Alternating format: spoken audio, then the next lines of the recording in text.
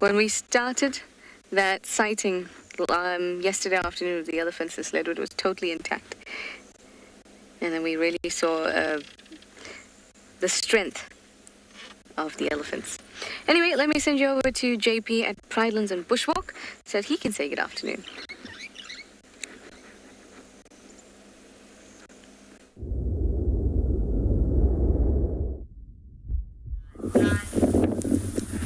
Good afternoon and welcome to Wild Earth. We are live at Eco Training Pridelands. At the moment, we climbed onto a small little koppie and we're exploring the plants and the different life forms that we can find on the rocky outcrop and waiting for the wind to die down and hope that we can start our walk. So when it's quite windy, it often becomes quite unpredictable for us to safely approach animals, and we can by accidentally walk into them as well. So we're going to start moving from here onto the dam to go and see if we can go and find any of them. And meanwhile, my name is JP Leroux, and behind the camera we've got Glenn. So together we'll see what we can find for this afternoon.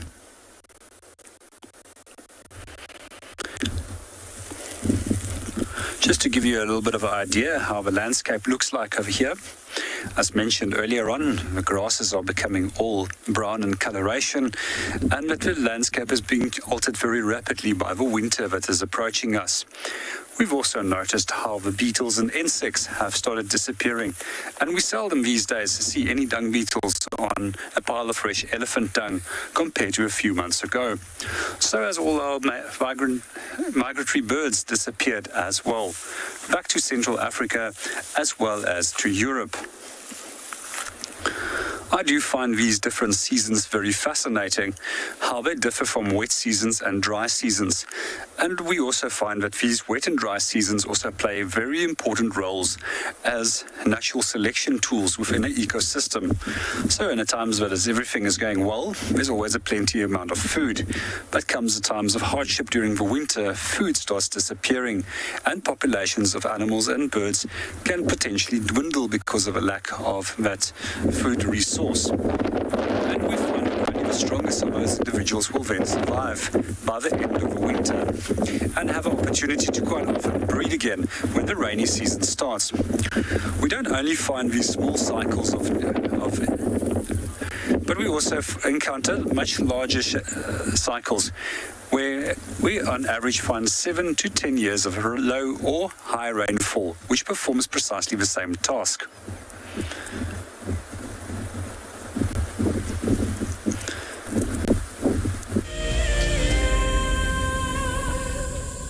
When on safari, there is nothing better than an evening spent under the stars chatting around a fire, with the sounds of the wild all around you. If you sign up to be a Wild Earth Explorer, you can build your own memories by joining our guides for regular fireside chats. Subscription payments can be made by PayPal, credit card, and now bank transfer. Wild Earth Explorers, it's in your nature. So in 1998, we had this idea to go and put a live web camera on a waterhole somewhere in the Sabi Sands next to the Kruger National Park. And I approached just about every single landowner and everybody thought I was completely crazy until I met Yuri and Pippa Moorman. We thought it was definitely a fun idea and a worthwhile thing to experiment. And it immediately became a runaway success. And it gave people all around the world the opportunity to watch a little piece of Africa day and night. Back in 1998, it was the very early stages of the internet. And all we were able to do was to get a 30-second refreshing JPEG out of that camera. But over time, what we began to do is focus more and more on trying to develop this concept of giving people the opportunity to go on safari. Even though we live just 500 meters up this hill, we still put the camera on to see what's happening. Absolutely, we watch it ourselves. My name is Taylor McCurdy and I work for Eco Training. I love hearing from all of the viewers. However, I particularly enjoy those of you who have been watching for a few years. Your questions are just so advanced and they really get me thinking. If you'd like to ask a question on Wild Earth, you need to register on our website. Once you've done that, head to the live safari page and submit your questions below the live feed.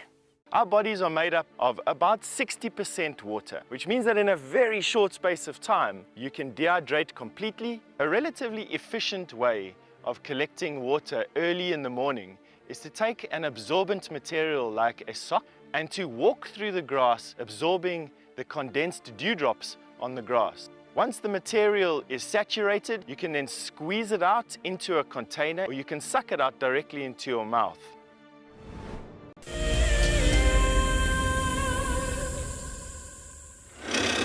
So we're at Twin Dams, but there was not much happening there, so I decided to shoot across to the eastern boundary and check for tracks. It's always a great place to check for tracks. Plus, there's very few vehicles out at the moment, so they're unlikely to be driven over. I might actually tuck into Torchwood while we're on this side, just about First Rock, and see if maybe Thandi is around or Maribs. That would be great. But for now, I'm just looking for tracks. So I've seen tracks for who's most likely Thandi on Cheetah Line, heading south towards Chitwa before. So she obviously does frequent Chitwa, as we've seen with sightings, but that there's movement from where we see her usually on First Rock and Torchwood. She comes out and moves through here. So if I'm checking for tracks here to see that there isn't any movement, and hopefully that will be a better indicator that she is in Torchwood. And it would make my energy feel even better about the fact that maybe we'll find her. Well, I hope so. I'm going to do that now, but I'm going to send you over to Rowan because he's got a surprise for you.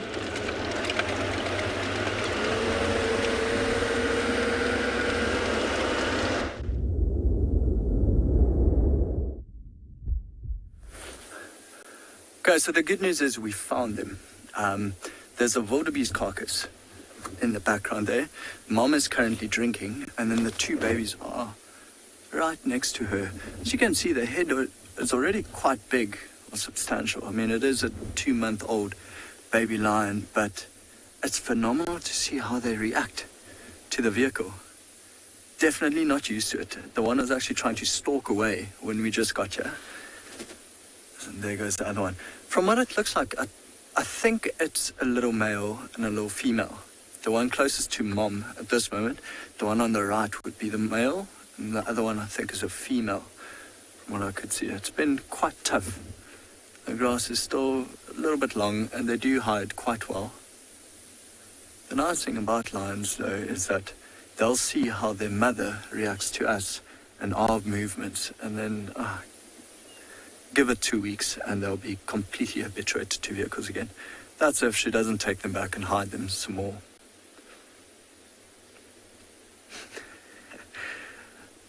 Always so cute to watch.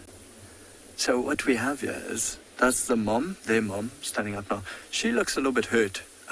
She's moving very, very slowly, so I don't really know what's wrong with her. Could be a bit of an injury from just hunting the wildebeest. You can see she's moving very slowly. Yeah, she's got a bit of blood on her right elbow as well. But guys, I wouldn't worry too much about it. Lions bounce back from anything. So she's now currently walking towards her sister, and then her sister's the one with the 3 older cubs, which are also here, going for cuddles.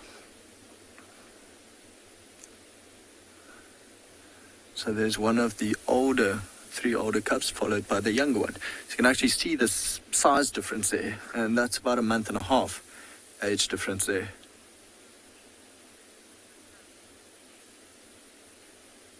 Lily Pan, mom being injured, would it put the cubs in danger? You know, she's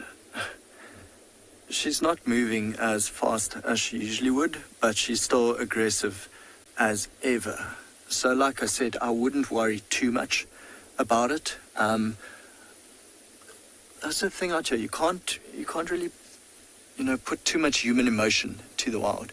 She's been injured before. She's bounced back. With the Birmingham young male, you've seen him before, how badly he was injured and he bounced back. So I wouldn't worry about it at all. And she's got a sister here as well. So they're in a pretty good spot. I do think, though, it'd be interesting to see what they do tonight, because there's still a lot left on the wildebeest carcass. So I think they might have to end up leaving tonight, just in case, it draws too much attention from hyenas. There's already a lot of vultures around us, sitting in some of the combretum's. So they might try avoid that whole scenario, where they sit here too long with too many other scavengers around. So nice to see. Cubs are always just so busy. They're always trying to do something.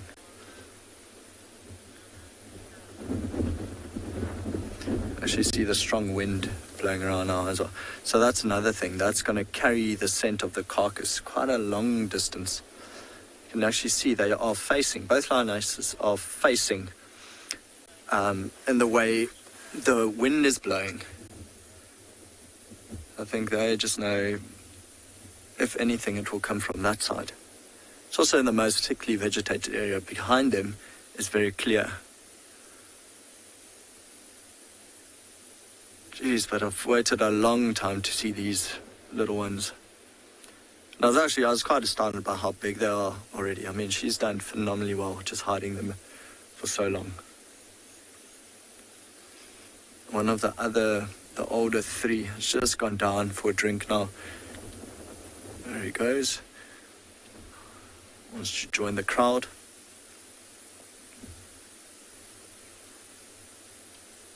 Rather, there she goes. That's one of the females.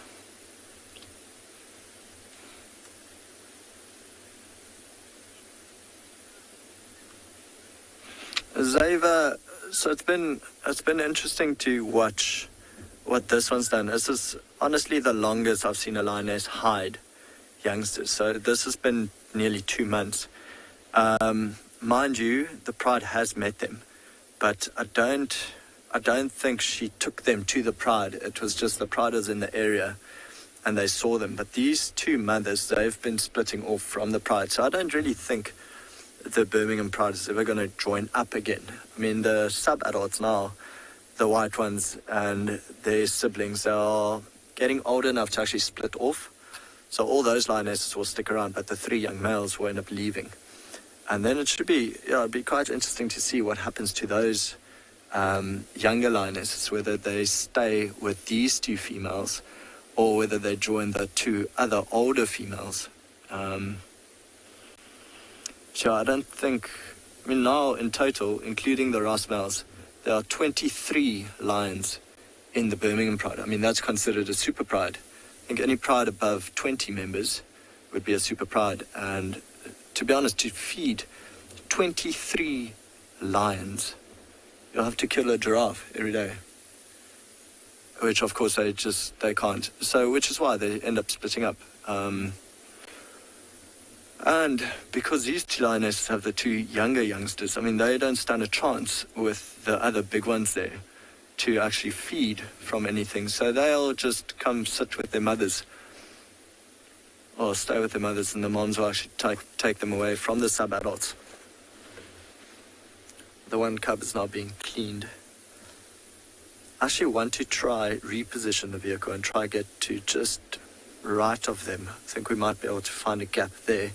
So just hold on very quickly. Let me try do that.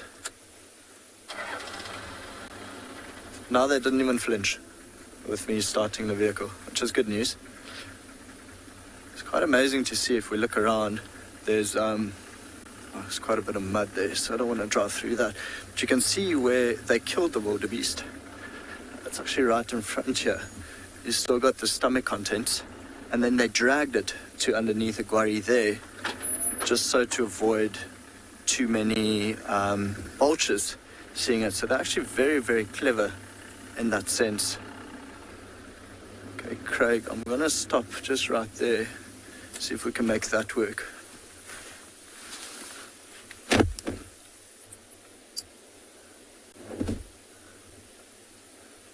It's funny watching the new cubs, how they go to one mother and then they go to the other mother. Of course, their main diet for now would be milk rather than meat, even though they are a carcass. But They are literally begging both mothers for milk.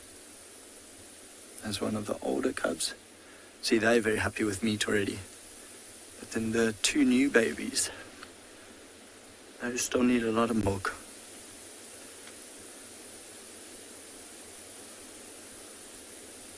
Also actually very early to see cubs at a carcass. Nice for us though. Like I said, yeah, Nick found them yesterday afternoon, and then Yapi and the trainees found them this morning. And so we thought, let's just start here this afternoon since we haven't seen them yet. Yeah, falling asleep. They're all looking up at the vultures, trying to reposition in a tree. So that's what's catching their attention. See, the one on top is not very comfortable. Actually, two of them not very comfortable. It's also the wind. I think the wind's moving the tree around a little bit, and so they go off balance. And they're making a lot of noise.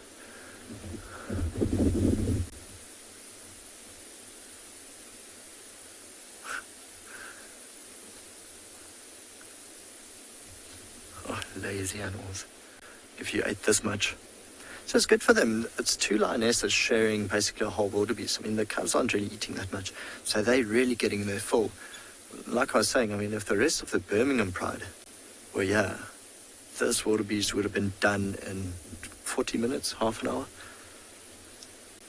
And then, of course, if the Rossmouths were here, they would have eaten half of it. It's actually very, very good for them. Every now and then we're just getting a whiff of the dead wildebeest. So I think we're going to sit here for a while, but then send you over to Tristan to see what he's up to.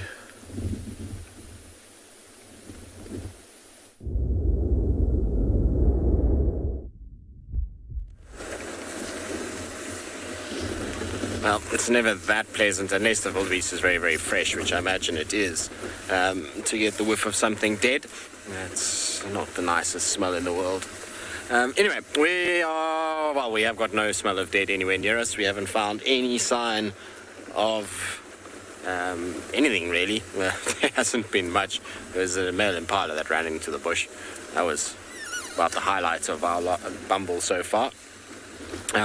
What's interesting though is we did find the tracks of this cat that came towards camp last night, and it's walking very, very much the Kalamba route, which is kind of Philemon's, Cutline, Rebecca's western side of quarantine, and then into the camp. That's often how she goes. So I'm almost convinced it's her now. I just need to find her this evening to make sure. I'm hoping she comes out of the camp and starts to try and maybe hunt the impalas that hang around quarantine. So I want to quarantine in those dark, or as sun sets in, because the darkness will hopefully reveal her, and we'll be able to pick her up somewhere there. In the meantime, though, what we're doing is just driving the western side of the property, because, like I say, no one's driven here. You can see this road has got no tracks at all on it. So, you know, this is kind of territory for today. No one actually knows what's on these sides, and so it's worth having a scratch. Okay, in the meantime, while we look, let's send you across to Pridelands. I believe they found something at a dam. Let's go take a look at what it is.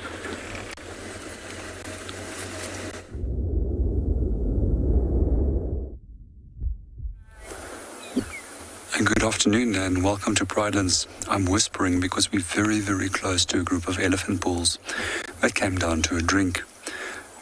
We're now using a very strong wind to mask our scent and a slight embankment where we're standing, which provides us with some form of safety. We're not going to talk much beyond this point, but would like to encourage you just to enjoy the sighting and watch how these beautiful animals are busy drinking.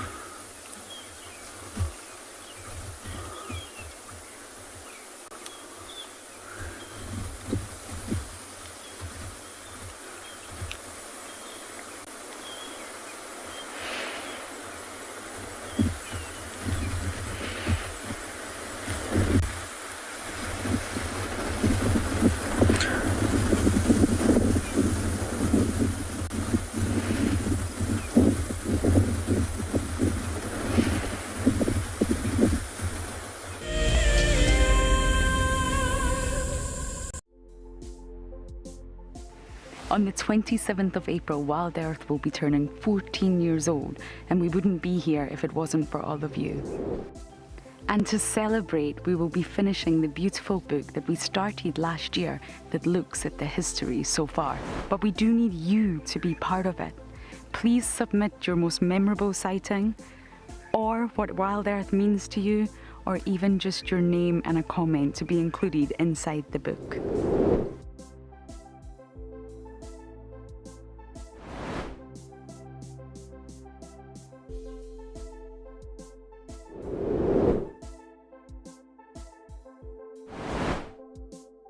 Head over to the website to add your name and reserve your copy. And a big thank you to all of you who have contributed to the book so far. For many years, Wild Earth has taken viewers from around the world to the Mara Triangle, a place of majestic beauty and abundant wildlife. But it wasn't always like this. Before 2001, it was infested with poachers. Illegal harvesting and hunting was rife. Now the situation couldn't be more different. The hard work and dedication of the Mara Conservancy has revolutionized this magical land. But now, the loss of revenue from tourism has created a grave crisis. The Mara Conservancy needs help if they are to continue protecting the reserve and supporting the local communities whose livelihood depend on its survival.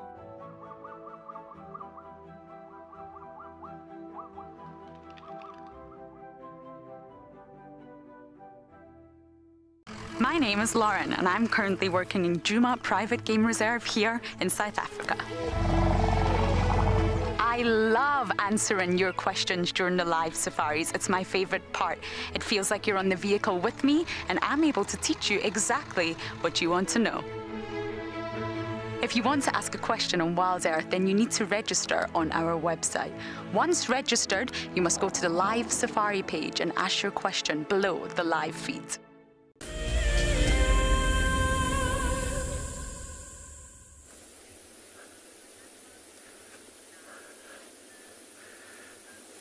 So yeah, we're still here, and to be honest, everyone is now just sleeping.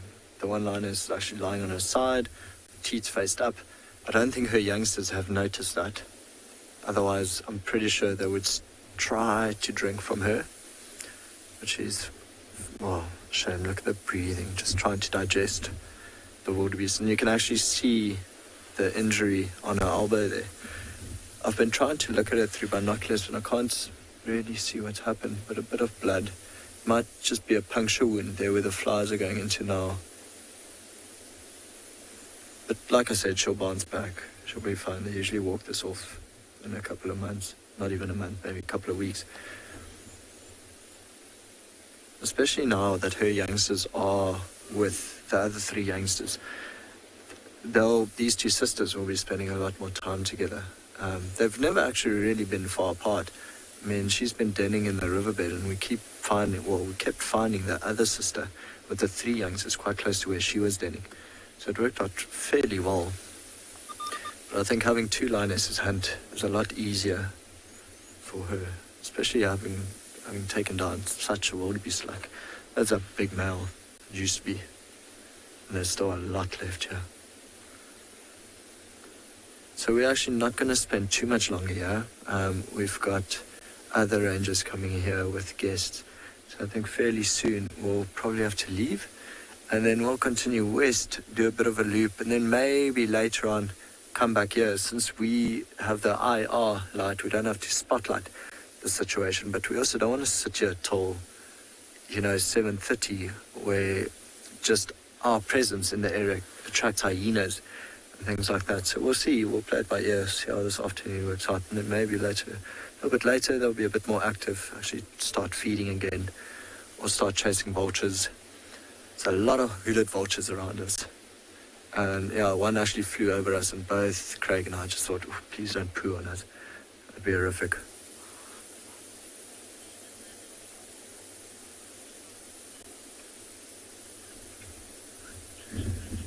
Beach bunny, so lions do allo suckle, especially these two sisters, because their youngsters are of a similar age.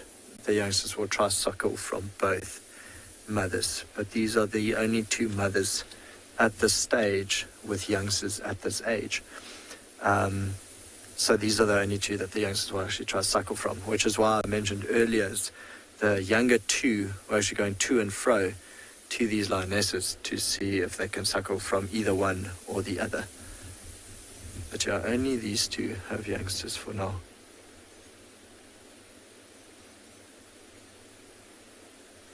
Okay, so I'm going to let them snooze and then make space. I can hear the other vehicle. So of course, with the youngsters being this size, we only allow one vehicle at a time.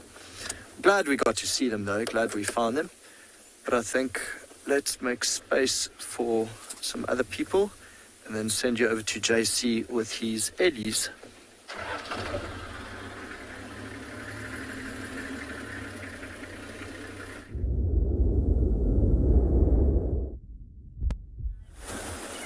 Good afternoon and welcome back to Bushwalk. We're still watching our free elephant bulls that came down to drink. And it was quite interesting watching the one that came up to the other, and they actually met with their trunks together and greeted one another and smelt one another out. One of the things that we often find is that there's a wide range of different social structures with elephant. And one of those social structures that we find is a typical bachelor herd, where it's an all-male group. There's normally males between the age of roughly 12 and 15 up to 25. So from 25 onwards, they can start competing with other bulls. And they generally leave these groups. Some of the older, more mature bulls that stop going and must, after the age of 45, they will come back into these groups as well. And quite often they act as educators and mentors to the younger individuals within that group. But we haven't found really old elephants at this moment within this group. And generally we can look at the forehead and we'll see that there's indentations or copules which forms, and that's very deep with the older elephants.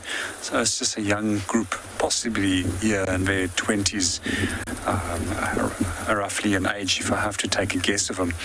And then the social structure which everybody is familiar with is the matriarchy, where we've got a single large cow that leads a group of elephants. Sometimes we also have several groups that actually will form a much larger herd, especially in the wet season, and then outside the wet season those large herds might also split up into smaller groups.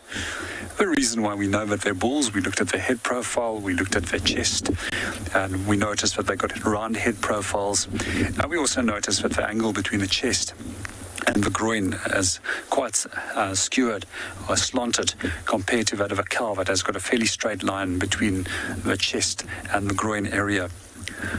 Sometimes we can also identify males that are exceptionally large as males because they outweigh females, and some of the records indicate that they can reach weights of up to some 10,000 kilograms.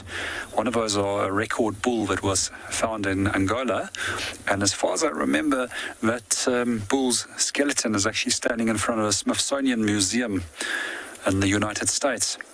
And that guy apparently stood at a 4.2 meter shoulder height. For more typical for us, shoulder heights of 3 meters are more common, and then weights of 6,000 kilograms on average for bulls are typical, while that of the females are within the vicinity of 3,000 to 450 kilograms. However, it doesn't say that we can have individuals that are larger in both sexes. It's simply genetics that contribute towards the size. And most of the time we also find that males are larger tusked as well, which is one of the other features we can look at. And now slowly moving off and moving away from the dam. I'm just going to keep my eyes on them and see where they go. Sounds as if 2 of them are still in the water and the other one is still moving away. Just going to reposition and see if we can maybe get another glimpse of us that are drinking. As we're going to reposition, we're just going to hand you over to Tristan and see what he can find.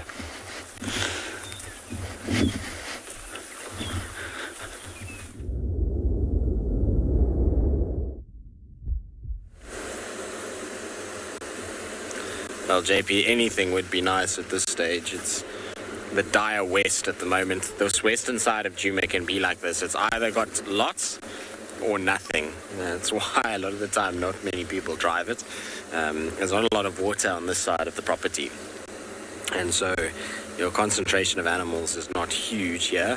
But every now and then you strike it lucky and you get something on this western side. So I like doing it every few days. It's just good to kind of go against the grain and do your own thing.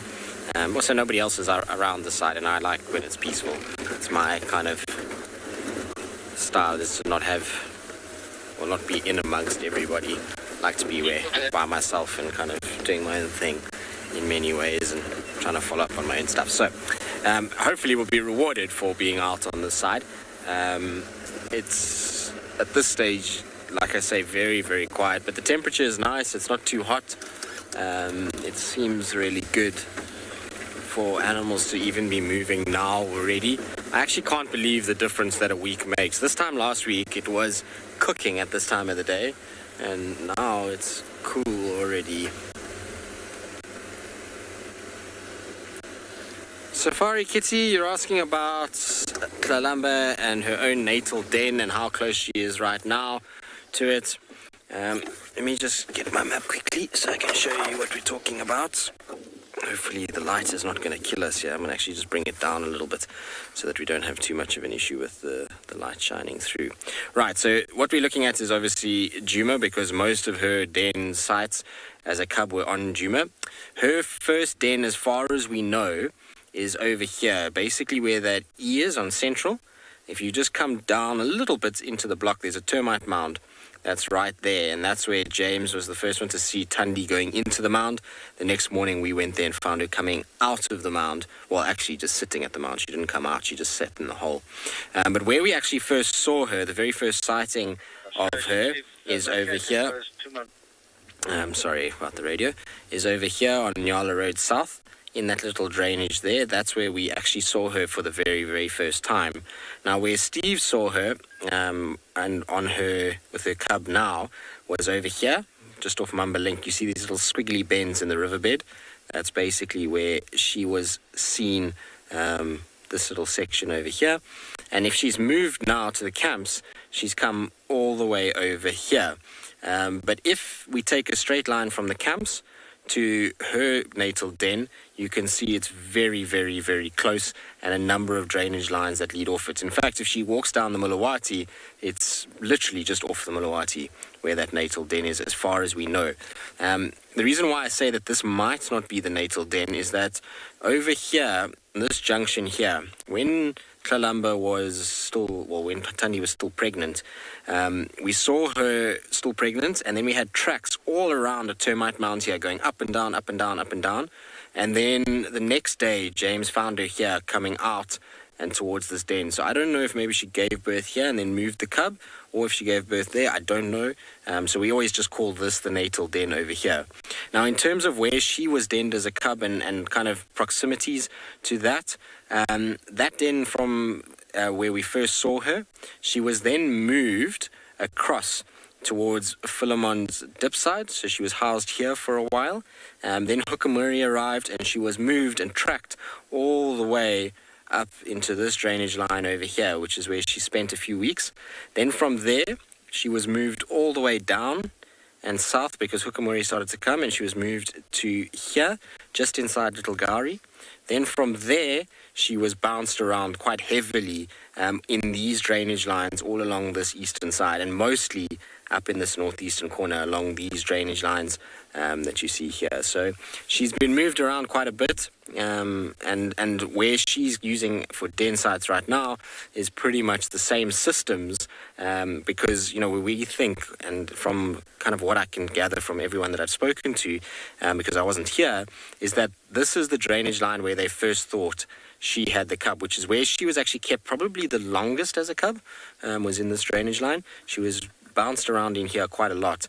And then Tandi had her, was it this litter with Mariep's? I think it was Mariep's litter was here at this little drainage line as well. So she's kind of using all the same areas, not quite the same dens yet, but same areas at this stage.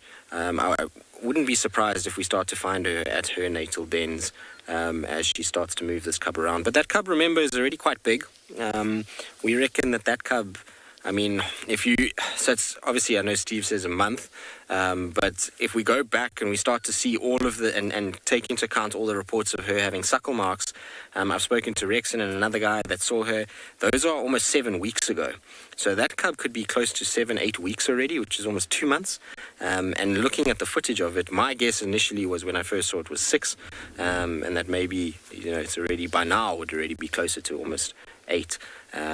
So it's a fairly mobile cub, and in 2-3 weeks' time, it's already going to be starting to eat meat, and then it will be quite mobile with mom. So, and that's when we can start viewing it. Normally at around 12 weeks is when we start to actually view it. We're not actively looking for her at the moment or trying to find her because it's still a closed sighting, and there's a very good reason for that. She's a first-time mom. There is a lot of lion pressure at the moment in this area, and as well as a lot of male leopards, and so as well as hyenas actually. So inroads into the same drainage day in, day out, hyenas go and look and investigate, and that puts the danger on the cub. So that's why we're not actively pursuing Tlalamba at the moment. We'll wait till that cub gets a little bit older, and then we can start to follow her. It's all about being a little bit ethical. All right, so we'll carry on the western side, see what we can find. Maybe Tlalamba props out a little bit later. In the meantime, let's send you back across to Pridelands.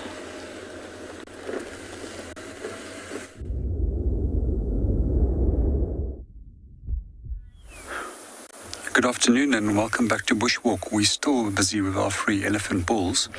One of them was still busy drinking, and it always amazes me how much water they can put away. There's claims of between 120 and 160 litres of water that they can put away at a time, and that's probably dependent on the size of the elephant obviously as well. And then the other 2 of them, and the furthest point, they seem to not be quite happy with one another. They started pushing one another around a little bit for a short while, but nothing serious. I just want to see what they get up to. This one is also struggling to get up an embankment, and he's probably going to move somewhere else where he can climb up more easily. It's always amazing to see how they bend their legs inwards to try and get up that steep embankment. And in general, I find it fascinating to watch where elephants can go. Right up into mountainous terrain and right up to cliff faces. And generally find them in winter months that they will explore those areas that are more difficult to move when there's less food that's available during the winter months compared to the summer months when there's abundance of food and that is more accessible at that point. Seems that the other 2 have now stopped their nonsense, and one is back feeding and the other one is minding his own business.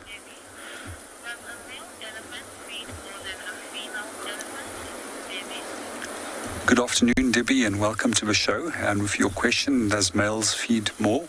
Yes, they do. They can eat up to some 300 kilograms of food in a day, where we find that females will generally eat up to 180 to 200 kilograms of food in a day. And they're basically consistently busy feeding throughout the day. Unlike lion that can take it easy, they sleep for 21 hours of a day and then only active for a short while. These guys will feed up to 21 plus hours a day to be able to sustain their body condition and provide themselves with enough nutrition. And just also quite interesting is that their stomachs can only absorb 40% of what they eat. And also one of the reasons why they have to feed a lot. And we also find it's a reason why they can't be territorial, because they can't be picky about one specific area.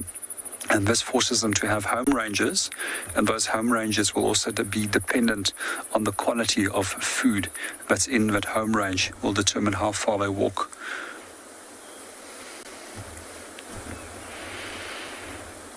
Just for those of you that are not familiar with the terms home range and territory, a territory is the area which is defended and demarcated against members of the same species, and is generally used for reproduction, compared to home ranges, which is big areas, which is generally utilized for a number of different functions by an animal. If we compare them to certain species of animals like steenbok, which is highly territorial, then we normally have animals that are very selective of high quality foods. Unlike the elephant that has to be able to adapt to almost feeding on anything that it can get to support itself. In general, their diet includes anything from seeds, seed pods, and we also see that we'll take flowers, roots, bark, and the rest of the tree will also be included. We're going to start moving out from here where the wind is now becoming up a little bit stronger and they can potentially turn at any moment. But we're going to hand you over to Rowan to see what he has to offer.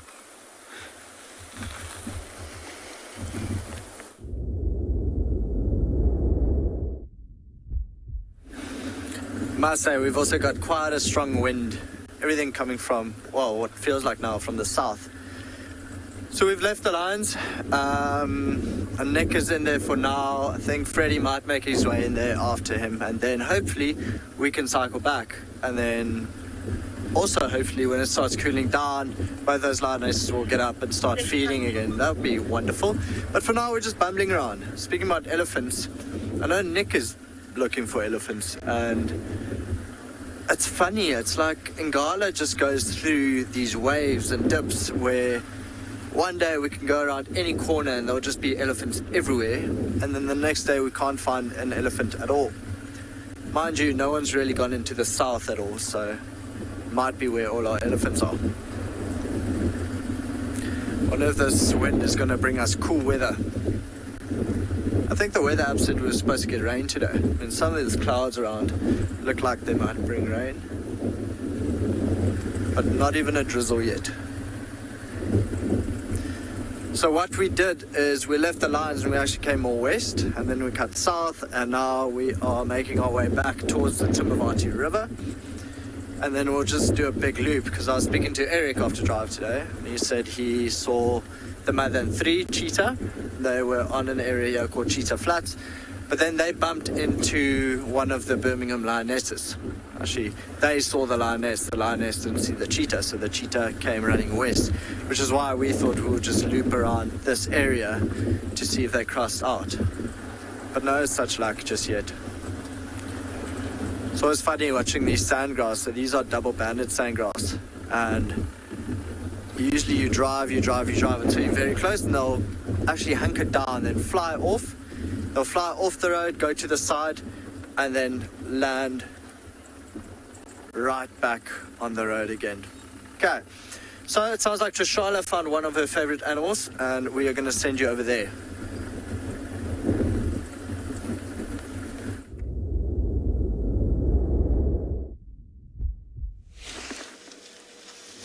Yes, I have. I'm so glad that we found some elephants.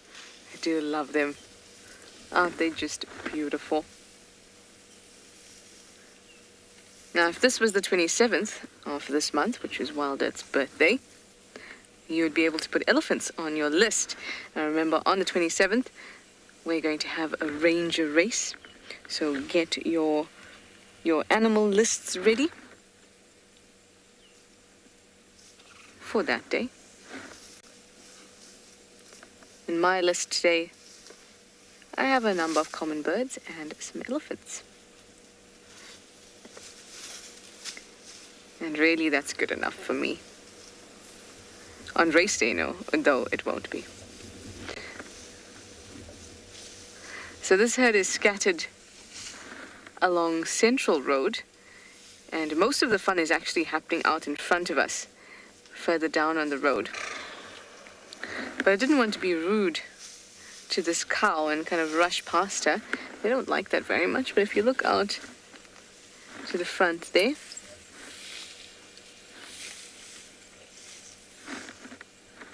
there's a couple of youngsters that are playing around somewhere on the ground as well. So that's where I'm hoping to get to eventually, once this girl is done with her eating, the one closest to us, and we can move past her. I've never ever regretted being very patient with elephants. Always been rewarded with very nice sightings.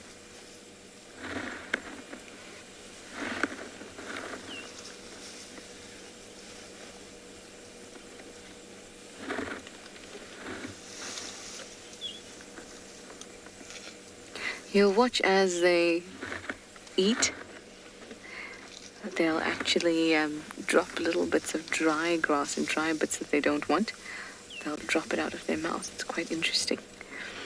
Denise, you'd like to know if elephants yawn.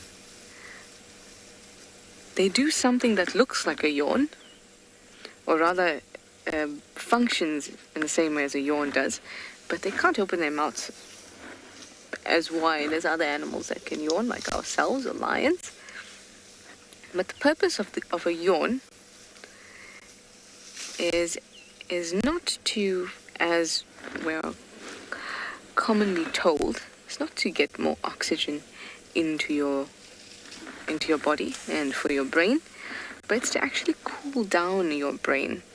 So by yawning, you're taking in air. It's generally cool, and it's touching your palate, the underside of your mouth, or the roof of your mouth, the underside of your nasal area. And that acts to cool down the blood that's going to your brain. There was a bit of a screech in the background, and then she stopped patiently to listen.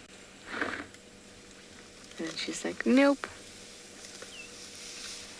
I'm gonna carry on eating.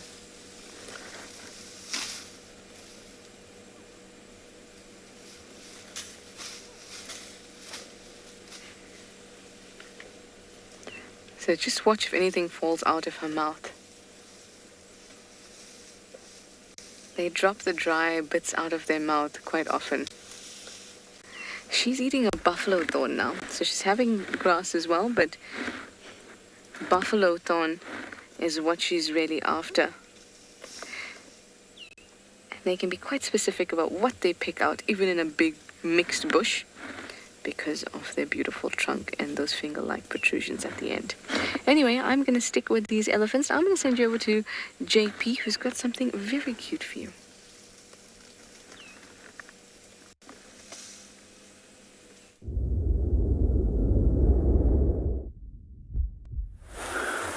Good afternoon and welcome back to the bushwalk at Pridelands. We're busy looking at a tree squirrel that has found himself a little hole in a natural rot cavity inside an knobthorn tree. So these little guys will often use these as safe retreats, and they will stay in there for the night. We also often find that they hide their little ones within these little rot holes as well. I once watched a harrier hawk actually catching these little ones by trying to grab them out of his feet.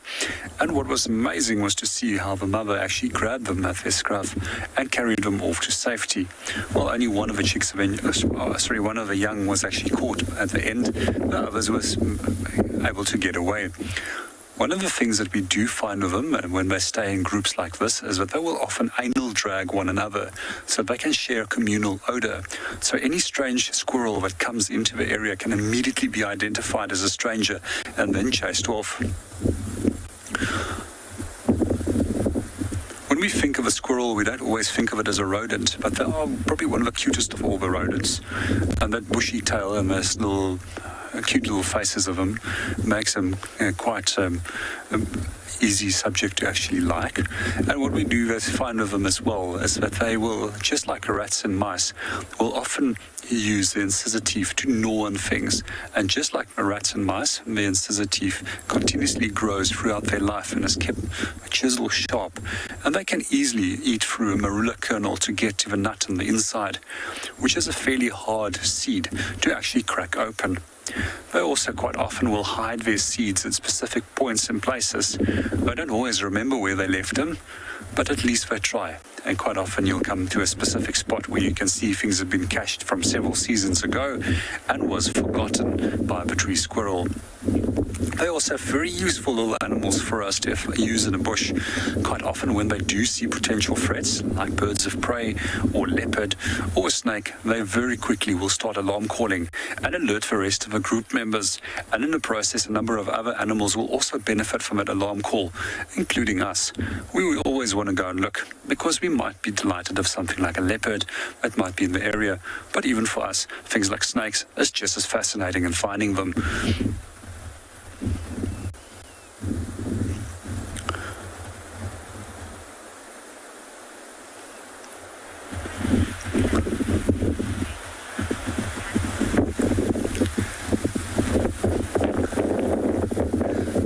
afternoon, Pat, and welcome to the show. I have a question. Do they mate for life? I would assume that they would mate for several seasons, but if they mate for life, I won't be able to accurately answer you on that. I'll do a little bit of a reading up and see if I can find anything on that and come back on one of the next shows with an answer for you. There's a second squirrel running down now. Right over here on the rock. If you guys can look at over here, next to the side of a rock, there's another squirrel. He's busy moving about, most likely going to jump onto that tree and make his way up towards the hole.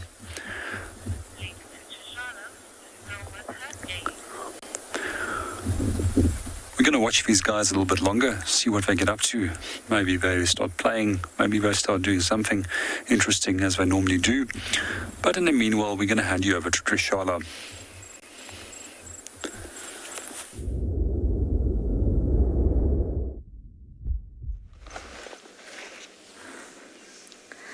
Our beautiful cow that was feeding next to the vehicle is now moving off behind that bush.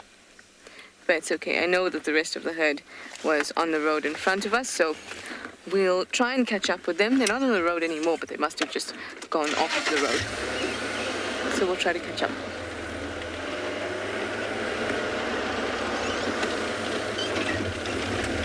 She gave us a really nice look as she walked past us.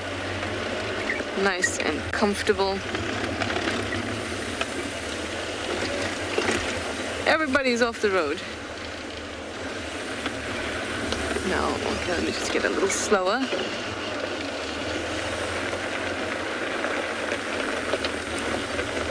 Hi, Kevin. You'd like to know how the elephants mark out their home range? It's very undefined. Home ranges are really not well defined at all. So they can extend past their home range if they want, but the home range is just the name given to the area that they spend most of their time in and around and that they go to. But it is not like a territory where it's a strict sort of area. So they'll just like mark it out by movement. Either they'll go there, maybe they'll extend a little bit further, maybe they won't. That's just it. But we wouldn't say that if an elephant moves from South Africa to Kenya, we may say that it has gone outside of its home range. But if it's moved from South Africa to Mozambique or Zimbabwe, it could have just been a little extension past their home range, because it's not well defined in the way that territory is.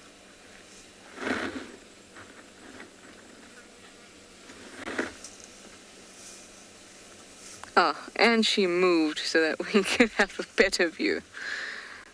They're like this, elephants. And it's a good example to see how she's eating at the same time. That always happens.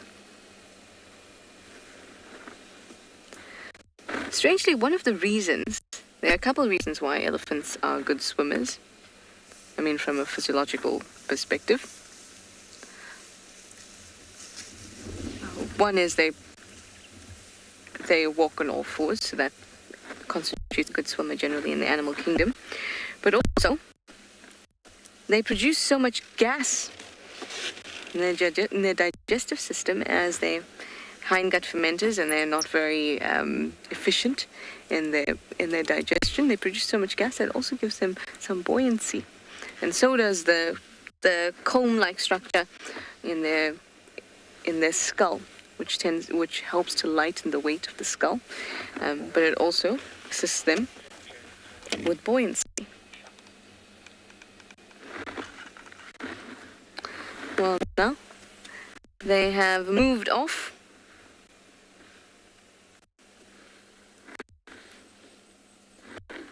Let's go a little bit more forward and see if we can catch anybody else on the road.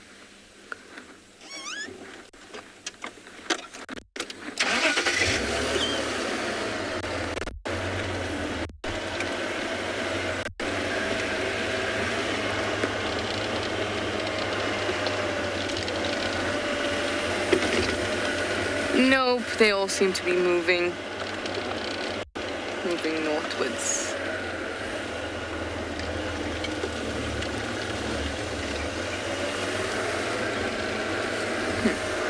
Okay, well, I'm gonna hopefully catch up with them and I'll send you over to Rowan, who's on a bumble.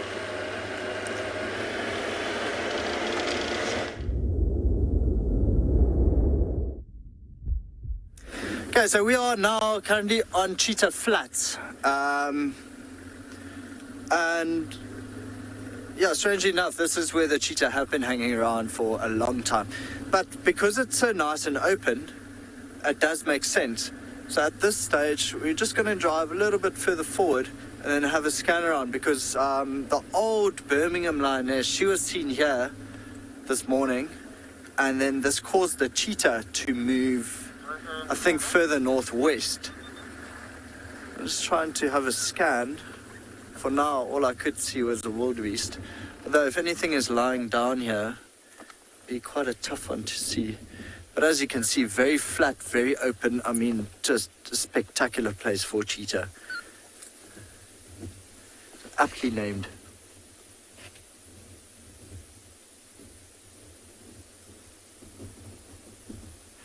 If this lioness is lying down, though, in the shade of one of these quarries, we're not going to see her unless if she flicks up her tail, get rid of flies. But now with the wind, there aren't any flies around.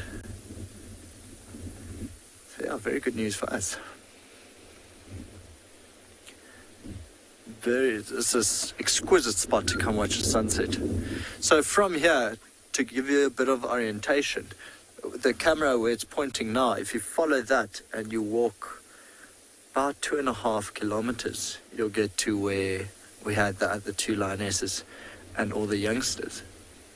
So they're not really too far apart. It's just, it's quite strange that this old lioness is hanging around by herself. And she's the one that took all the sub-adults and just ventured into Kruger National Park. I think they went into the Timbavati, and she basically just took them every single spot where she might have thought it would be safe, because they are getting to that age where they'll be kicked out by the Ross males fairly soon. I can't see her, I can't see a cheetah. The wildebeest looks rather relaxed.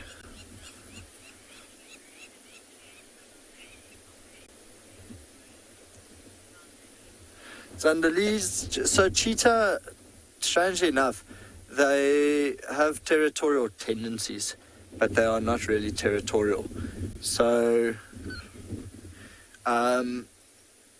it's been strange to watch these four, because they've been spending so much time here. I mean, I think we've been seeing them here for about 6 weeks. It's not really moving too much. So it's a mom and 3 youngsters that's been hanging around here. But you're often, so they don't really go around, you know, calling and marking territories like you see with leopards and lions. They do, however, have territorial tendencies. So every now and then you'll see them lift the tail and urinate against a bush or a branch or something like that to get their scent in. But that's about it. I think for now, she's just looking for any safe spot where she might be able to keep her youngsters alive. And so any big clearing like this would be good for her and for the youngsters.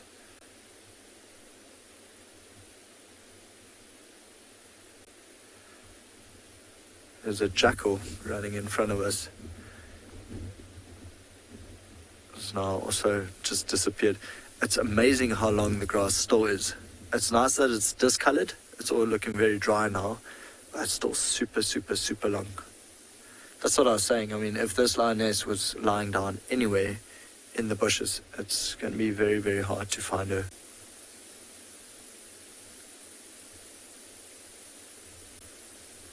I think Trico might be coming into this area. So what he'll be able to do, because I think he's mostly looking for the cheetah, so he'll probably drive through these clearings to see if he can spot them, because the cheetah, if they see you on foot, good luck finding them again.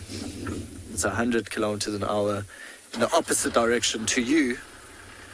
they disappear very, very quickly.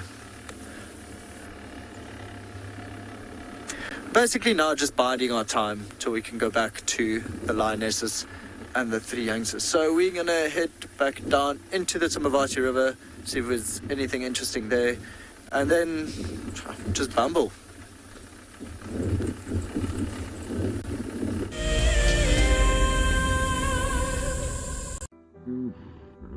Nestled on the banks of one of the largest lakes in the Sabi Sands lies an award-winning game lodge called Cheetah. Many of you will have been on safari here virtually with Wild Earth, but now we are offering you the chance to see it for yourself in person. Sign up to be a Wild Earth explorer before the end of April, and you and a friend could win 3 nights to this luxury lodge. In addition to the unforgettable safaris, you can unwind on the deck, relax in the pool, and even savor the various bush dining experiences.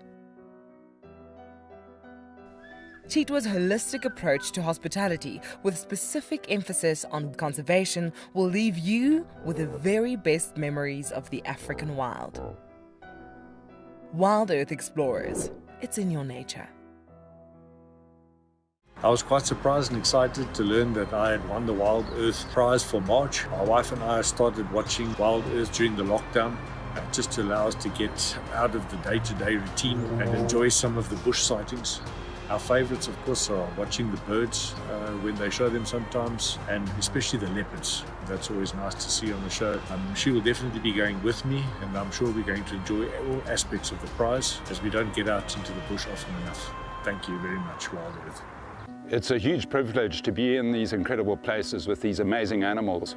I love filming lions. When they do get up and do something, it's always spectacular. When they are playing, are incredibly fun to watch, especially subalterns and cubs. I love being in the bush and working in these incredible places with these amazing animals. We want to bring it to you so that you can almost feel like you're right there and be able to experience it and enjoy it the way we are.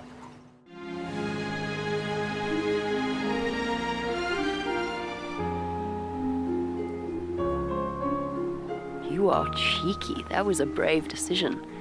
Amber Eyes is... Oh. That is so magic. That was absolutely wonderful. Amber Eyes just gave that cub an enormous hug. Expect the unexpected here on Wild Earth.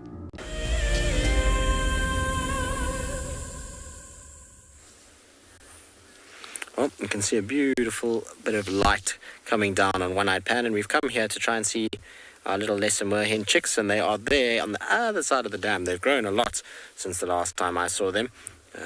When I first saw them, they were tiny little chicks. I remember driving past this pan, and we saw the mom first, and then the little chicks following. There was 3 at that stage. This is the 2 now that I can see. I don't see a third one. Unfortunately, it happens though. This pan is, I'm surprised that they're actually still here, because this pan is not ideal for them anymore. The vegetation has really died back quite heavily and not as good for these guys to hide out from predation, which is probably why the third one unfortunately was lost. But cool to have seen them kind of grow up. I mean, they're at the point now where they should survive very, very well. I don't think we should expect any sort of problems from here. Those wing feathers are quite well developed. The primaries are there, so they should be able to fly fairly well. And they'll leave us soon. They don't stay in this area during the winter months normally.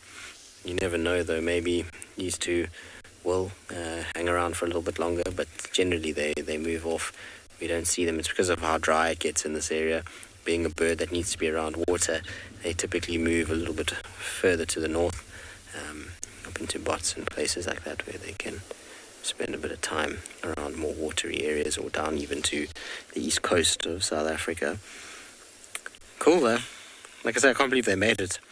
When they were here, they were so little. I remember we saw them in this little clump of bush right on where the car is parked now, and they were trying to keep up with Mom, and Mom just left them, or Dad, I don't know, whichever one, just left them for dead and swam across the water, and they had to go all the way around the edge and then catch up eventually to the side where they are now. Very, very cool though. And it's a special bird. I mean, I know that obviously this year we've seen a lot of them, far more than I've actually ever seen in the Sabi Sands. I think one thing with them is that they are easily overlooked, but they are a bird that kind of only comes in every now and then, and because we've had a number of years of dry period, we haven't seen many of them. But even if I remember back to 2011, 2012, this area only had one lesser moorhen that we found during those flooding years, and that was on Arethusa. We didn't see them anywhere else, and this year they seem to have kind of been quite common.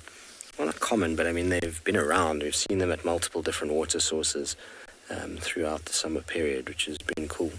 The one thing that I've been surprised about this summer, considering the rainfall that we had, was the lack of painted snipes. Last year, particularly on Biffle's Hook, there was a section of road where there was just painted snipe after painted snipe after painted snipe. It was actually ridiculous how many there were. And this year it's not quite been like that. In fact, I don't recall seeing a painted snipe through the summer. Not that I've been here very much at all during the kind of summer period, but I don't recall seeing in any sort of period that I have been here any of them, which surprises me. I would have thought with the rainfall that we had, painted snipes would have been one of the sort of more common birds to show up at these little watery environments. There's been so many nice flooded little flays, if you want to call it that, or little systems that have held water with grass on the fringes. Perfect places for little snipes to hang around, much like these guys as well. Very cool. Peaceful here this afternoon. Thought we'd just come and check here also, because this is a little place that Tingana likes to kind of come. So I always like just to check here. Kara, Shitilu as well. Good place, good little pan to scout around for the predators. Jackson, what predators would they be vulnerable to? So depends on how big they are. If they're at the size that they're at now, mostly birds of prey will be their worry. Things like sparrowhawks, goshawks, African harrier hawks to a degree, African hawk eagles. Those would all be things to worry about. Pythons. If they're little chicks, even things like catfish are a problem for them. Catfish, and what else would be in water? Little crocodiles will go after them if they're very little. I suppose even now crocodiles would try and have a go. They've got a lot of different predators. I mean, you can never rule out something like a genet or a leopard, but generally they, as soon as they detect any sort of danger, they run towards water, and that kind of keeps the predators like that at bay. But they're opportunistic animals, much like a wildcat does, so they'll take anything they can get, and if it's a little lesser moorhen, well, so be it.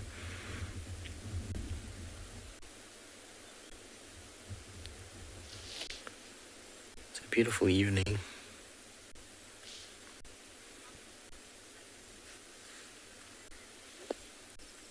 So white mane, we do get the common moorhens, like you get in Europe.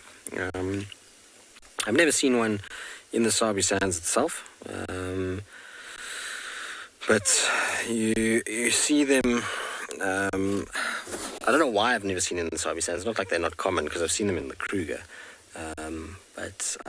In Sabi Sands, I don't know. Just I suppose a lot of the time up here in the northern sector, we just don't have the right habitat for them. Maybe I actually have seen them in the Sabi Sands. I'm trying to think now. I might have seen... I think I've seen at Singita before, and potentially at Lion Sands. I must double check. But not up here. I've never seen one up in this area.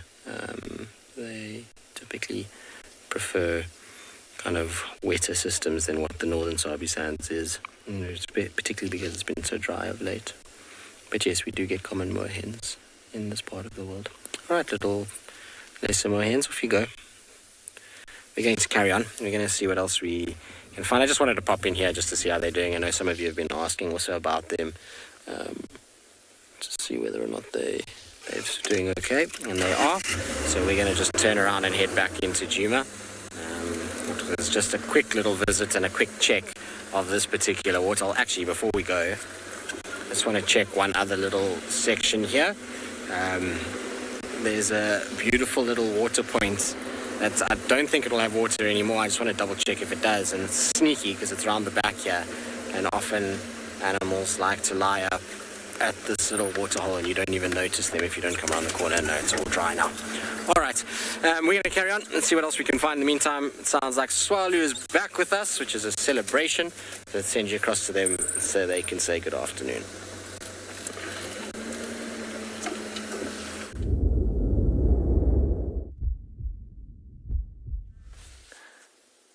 Good afternoon and welcome to Tswalu. And what we have in the picture there is two beautiful South African shelduck. Really, really pretty, and it is good to be back. I'm Deirdre, and on camera with me is Niels. And we also had a waterhole. We're just checking what's here. Seems to be mostly birds this afternoon. We've just got this beautiful pair of shelduck. The female on the left with the white head, and the male on the right with grey, although they both tuck their heads in, so not that easy to see. But a very nice reflection on the water. And most common species, most of the time, the males are prettier than the females because the males do the courtship. And with the shelduck, it's actually the other way around, that the female will court the male, and hence the reason why she's supposedly a little bit prettier.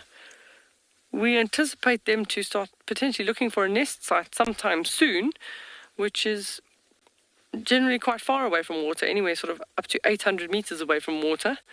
And then once the little ducklings hatch, she walks them all the way back to the water. Which, let's see what else is around. There's a dabchick that keeps popping up and down to the right, and a dove that's just landed to drink. Nice Cape turtle dove, and that is a dabchick in your screen there, but that is a juvenile dabchick.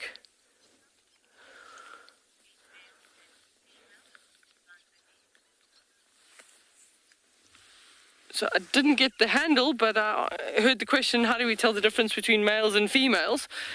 That was a little dabchick, but in the shelducks, it's known as dimorphic coloration, in that both the pair are different.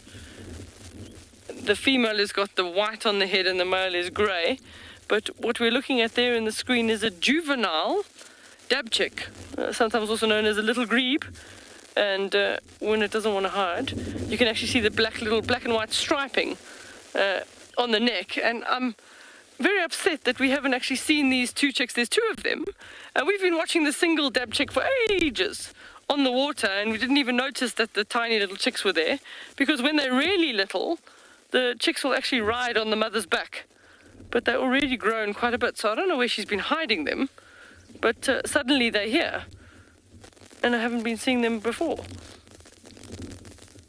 So it's still relatively fluffy, but that black and white on the neck, definitely a young little dabchick, and he's busy practicing all his little diving skills. They like aquatic insects and fish, hence the reason for being able to dive like that, and also a very good mechanism to get away from a predator quite quickly is to just zip under the water and disappear.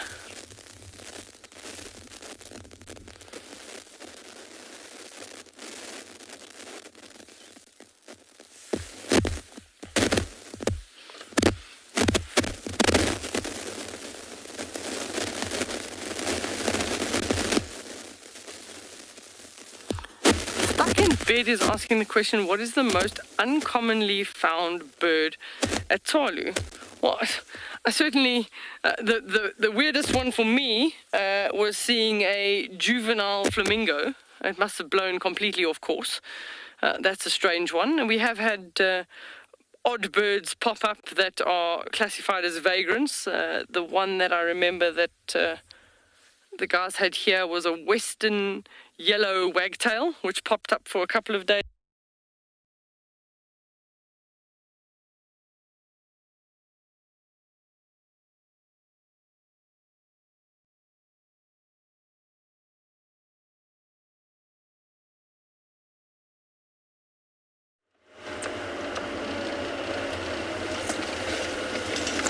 Sorry about that, guys. I'm sure we'll get Tswalu back in any moment now, but I'm really glad that they're out and about and you get to see a different type of ecosystem and environment. Now, we are just checking out the different dens that we have around here. The different hyena dens. Just letting another car pass us quickly. But so far, the den is not active. Well, at least not what we know as Den 3. But the other dens, I'm going to go check what the other dens are doing in a moment. Hopefully there'll be somebody at the first den. So, let's see. Now the car has passed us. I can move on.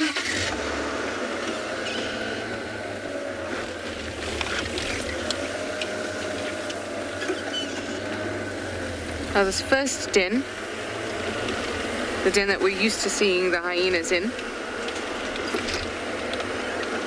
I know that June's little one is there, and I've seen June there. And I suspect that Ntima has been using this other one. But let's go and have a look. Now we're not going to see much of them anymore.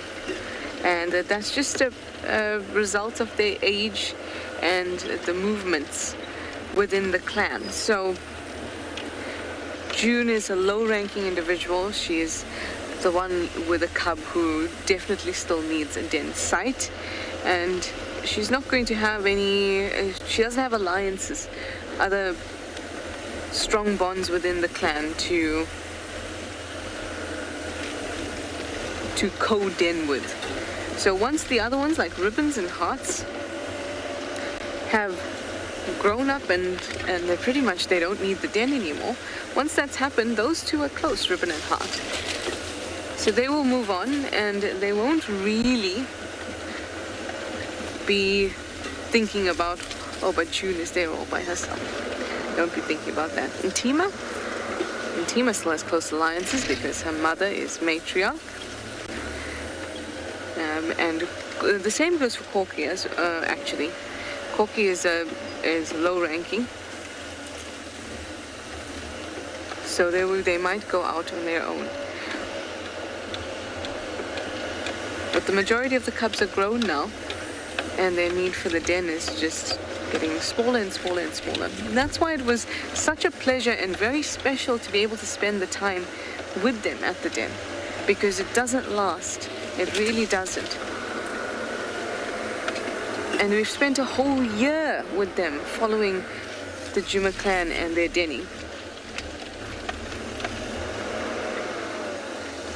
I know it went really quickly.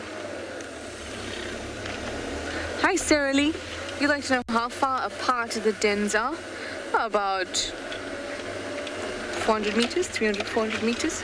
And then in between them, there's another den. So between the three dens is about 200 meters. Between 1 and 2, 200 meters, and between 2 and 3, another 200 meters. Maybe even less, actually.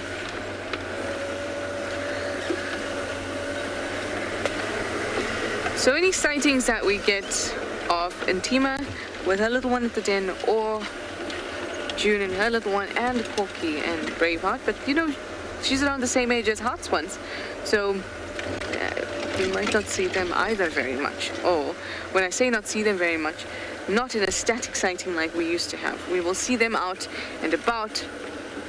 Might see them. No, Windbill. We might see them around camp and hear them and all of that. But not the type of sighting that we used to. But that's okay. We had such a good run. We really did. And if this was the first time that you were with us to watch the Djuma clan denning like this, and you're disappointed because you've spent so much time with them, well, now you know, next time it happens, in about 2 years, that sounds so long. Okay, a year and a half. At least for the little one. So the next time that happens, you will be very appreciative of the amount of time we get to spend at the den. So if you're wondering when that'll happen next, once Ribbon's two boys reach maturity, about 2 years, 2.5 years, she would almost definitely have had another litter.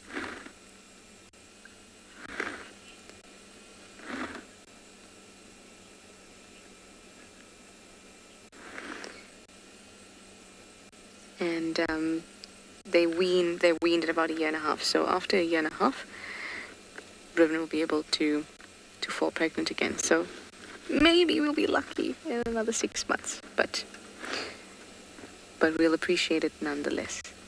Vicky, you'd like to know if the different hornbills can mate with each other. No, they can't. And that's because they are different species. One of the definitions of a species is that they can mate to produce viable offspring. So if they can't mate to produce viable offspring, then they are not the same species. So if a hornbill, a yellow-billed hornbill, and a red-billed hornbill, or a ground hornbill had to mate, they wouldn't produce viable offspring. And that's if they produce any offspring at all. So they certainly can't crossbreed.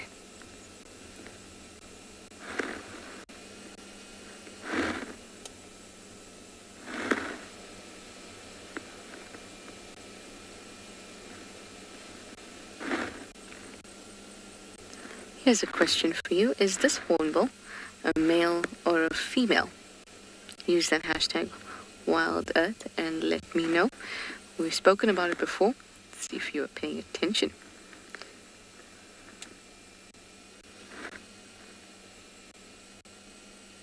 Corey, you'd like to know if they're used to humans. Michelle getting mobile. They really are, but they still maintain a fear of them. Or fear of us. Say that as if I'm not one. They still maintain a fear of us. But they certainly don't feel scared enough to not pick at our food or anything we drop or come very close to us. But you're unlikely to be able to touch one unless it's been hand-reared.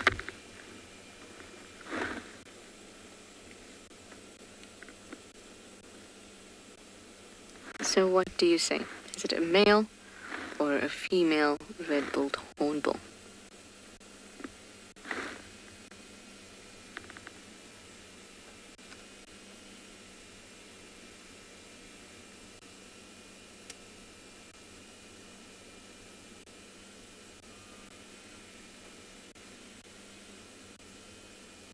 Use that hashtag WildEarth or @FC in the YouTube chat stream, or go to our website, sign up there, and use our questions and comments box. I'll receive your answer.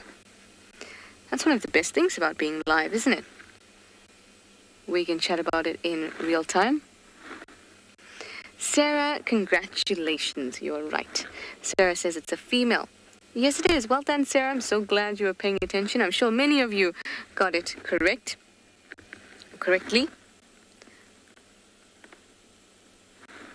And it is because the beak is fully red. The males have a black patch on the lower mandible.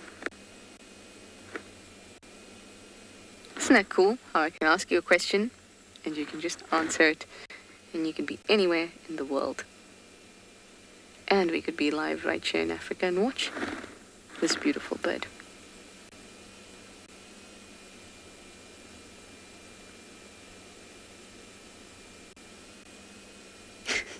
That looks very strange.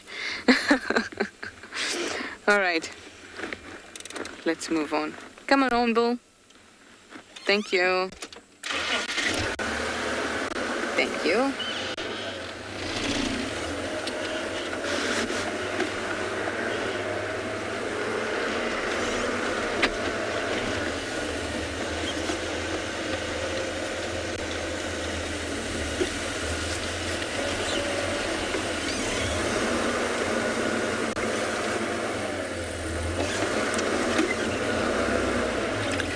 Another vehicle, so you're going to move and have a look over to my left.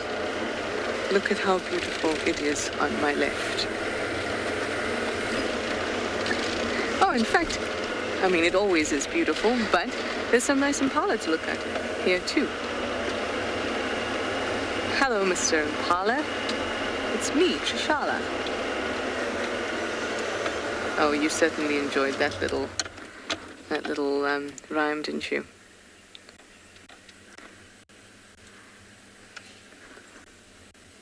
Most definitely. Nice to see you. Two good-sized males. Sorry, I've just seen a mongoose in the tree here, which is an odd sight. But let me send you over to Tristan. In the meantime, he's still tracking while I spot these mongoose out.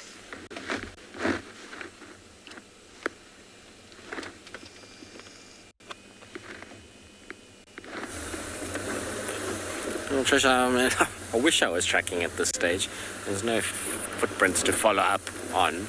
That's not to say that we're not in the right areas. We're around Gallagher, and we're going to be doing a lot of loops around here. It's going to be a bit, I'm afraid, monotonous at times, but it's the way you find animals, is that you've got to sometimes just do things repeatedly, and eventually you find it's in. If we're in the area, it means we can hear alarm calls, we can see tracks. Sorry, I thought I saw something in a tree, not a leopard, but I thought maybe it was a carcass, but it's not. It's just the way the light is catching a branch. The impala legs can often look very much like a branch in golden light. They have a very similar tone to them from a distance. So it's always worth just double checking and looking, especially if you know that there's been kind of a leopard around the area. But we haven't had much luck. I kind of just got an update from the guys on the west. They don't really have much other than they've got cheetah, which is quite interesting, on Arethusa.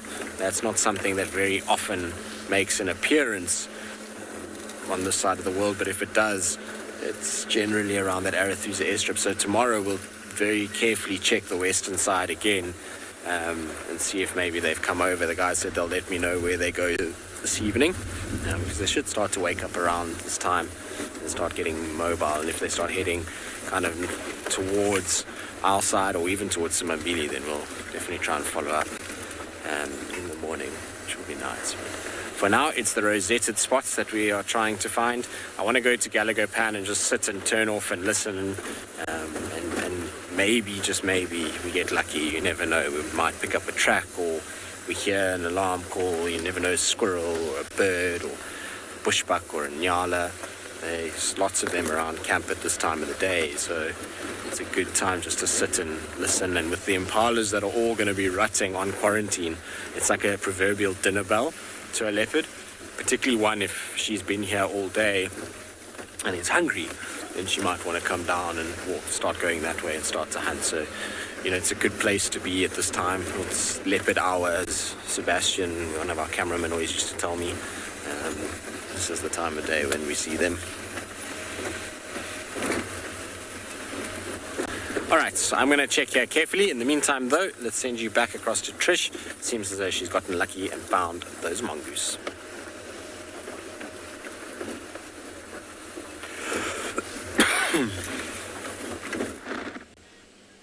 It is the very rare, the very inquisitive tree mongoose. It is not everyone. It's a dwarf mongoose. It just happens to be in a tree. Don't get to see you in a tree very often, do we? Yes, those are impala. It's looking out at the impala. Threat, not threat. Not sure. These are busybodies, these little things.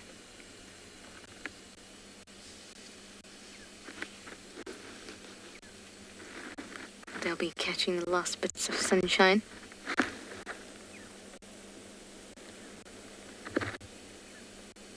Before they tuck in.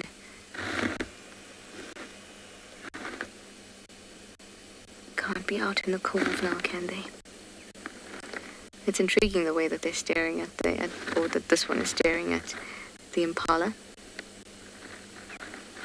as if it is actually potentially dangerous for them.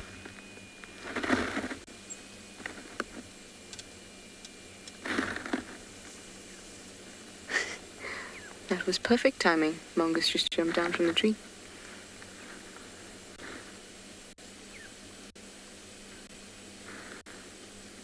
Perhaps it's coordinating an attack. Very unlikely. Although I did see it getting the attention and communicating with other members of its business.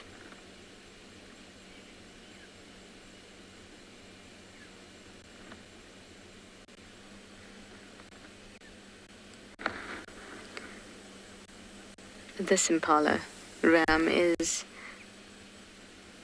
very good, engaging in some self-care in this trying time, the time of the rut.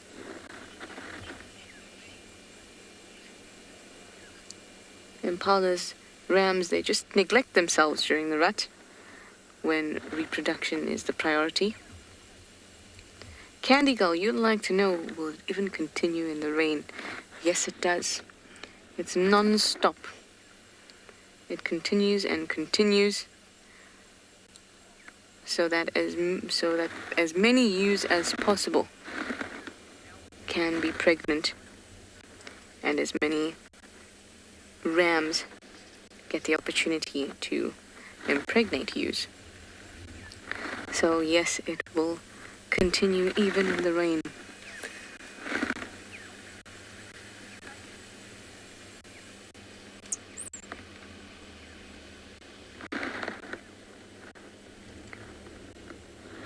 This guy still has a bit of growing to do.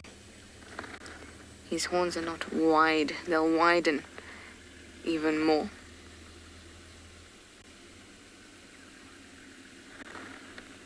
And that's when you'll see that he's really a dominant male. This guy too, still a little bit of growth to go. This one a few more years than the one we saw previously. Maybe just a year younger.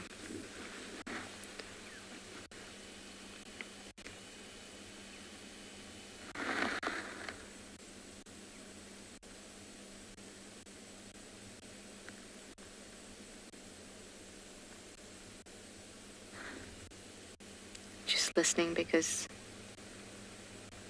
they're suddenly just looking out in one direction.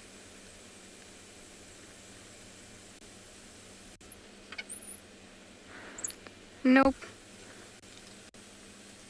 Nothing to be alarmed about.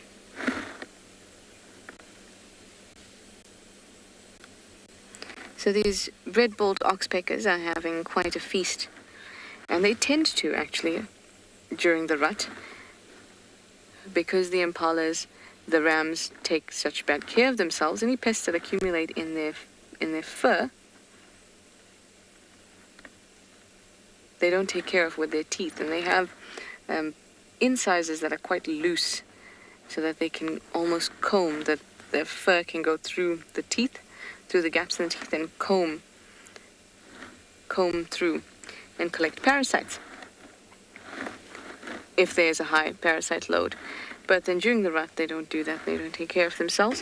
So these red-billed oxpeckers really have a feast.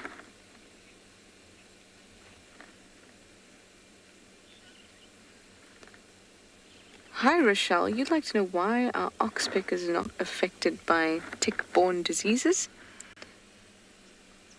I'm not sure biologically what it is that they have or don't have, but usually if there is like tick bite fever, for example, there has to be something specific about the animal that gets infected and about the animal that's doing the infecting. There has to be something that connects them. Just like for something to be complete, you need both the producer and a receiver. So the same works for viruses and diseases. Diseases that affect, or viruses that affect one type of animal will not necessarily affect another, especially if there's a vast difference in their genetics and their lineages, like between a bird and a mammal.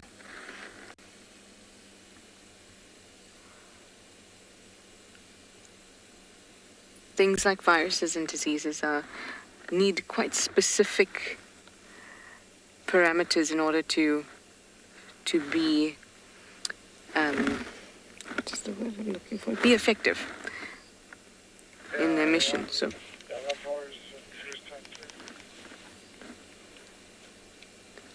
if those parameters are not in that animal, those very specific things, it can be things like pH, temperature, all of that, then it'll just be ineffective.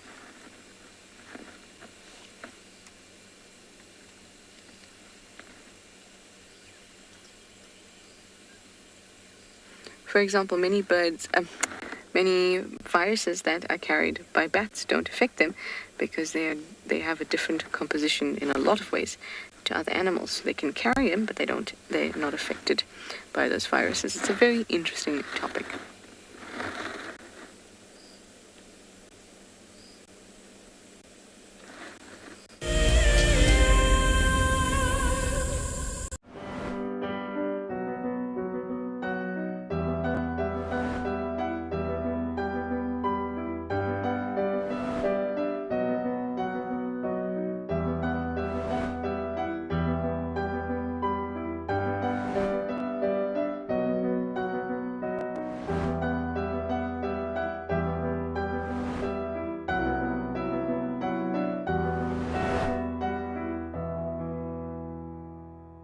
So in 1998, we had this idea to go and put a live web camera on a waterhole somewhere in the Sabi Sands next to the Kruger National Park. And I approached just about every single landowner and everybody thought I was completely crazy until I met Yuri and Pippa Moorman.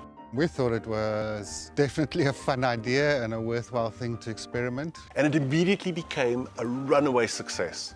And it gave people all around the world the opportunity to watch a little piece of Africa day and night. Back in 1998, it was the very early stages of the internet. And all we were able to do was to get a 30-second refreshing JPEG out of that camera. But over time, what we began to do is focus more and more on trying to develop this concept of giving people the opportunity to go on safari. Even though we live just 500 meters up this hill, we still put the camera on to see what's happening. Absolutely, we watch it ourselves. It's a huge privilege to be in these incredible places with these amazing animals. I love filming lions. When they do get up and do something, it's always spectacular. When they are playing, are incredibly fun to watch, especially subalterns and cubs. I love being in the bush and working in these incredible places with these amazing animals. We want to bring it to you so that you can almost feel like you're right there and be able to experience it and enjoy it the way we are. Our bodies are made up of about 60% water, which means that in a very short space of time, you can dehydrate completely. A relatively efficient way of collecting water early in the morning is to take an absorbent material like a sock and to walk through the grass, absorbing the condensed dewdrops on the grass. Once the material is saturated, you can then squeeze it out into a container, or you can suck it out directly into your mouth.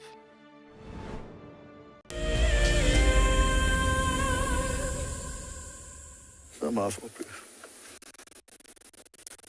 Guys, so we're sitting with the lioness here at that moment, but weirdly enough, this is the lion due about 2 hours ago now.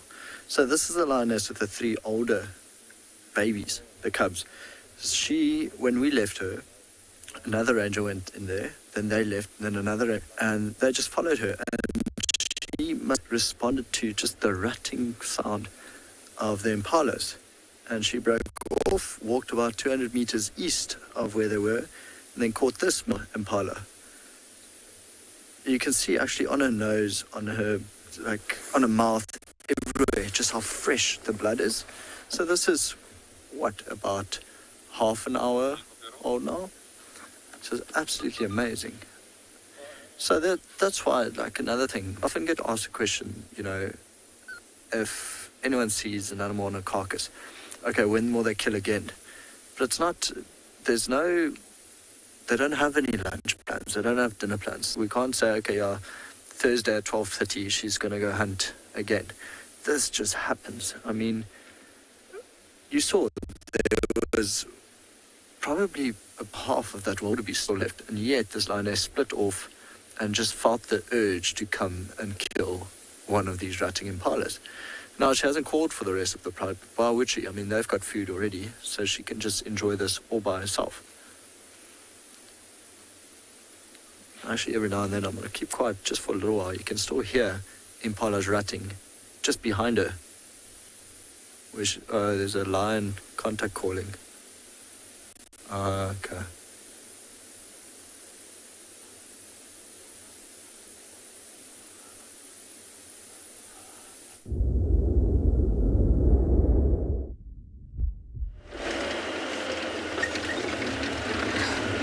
I have moved on from our impala, our live ones, because this is the time when predators will be moving and I want to also be on the move. Because then it means we're more likely to find them. So this is the time when there's going to be a lot of driving. Just as the sun sets, that's a great time. So for the next hour, we're going to be looking for the movements and the clues for a leopard. Also, the light will almost be gone very soon too. So we need to try and get as much done between now and then. It's not a long time, but we will try. I'm really, really looking for a leopard this evening. I am. So now I'm going on to Zoe's Road, which is the road that I saw Mulwati scent marking on and that I've seen male leopard tracks on frequently. So it is a road that he is using. Maybe we'll be there at the right place, at the right time. That would be awesome. But I have a good feeling.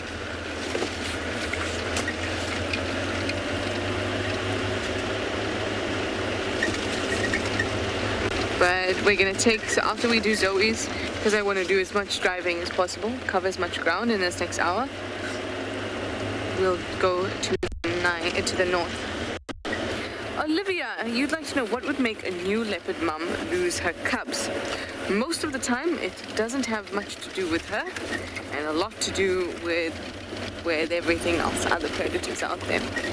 See, she still needs to go out and hunt and feed, because if she doesn't, she's not going to be able to produce milk, and she's not going to be able to take care of the youngster.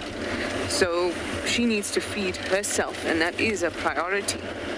So there'll be periods where she leaves the cub alone in a safe place, but it is only safe at the time when she determined it to be safe in that moment. But anything can come along. Hyenas can come along, especially other predators. Other predators, if they see the young of a competitor, because predators are all competing, then they will kill it. Remember Shudulu's cub, the last one, got eaten by a corky.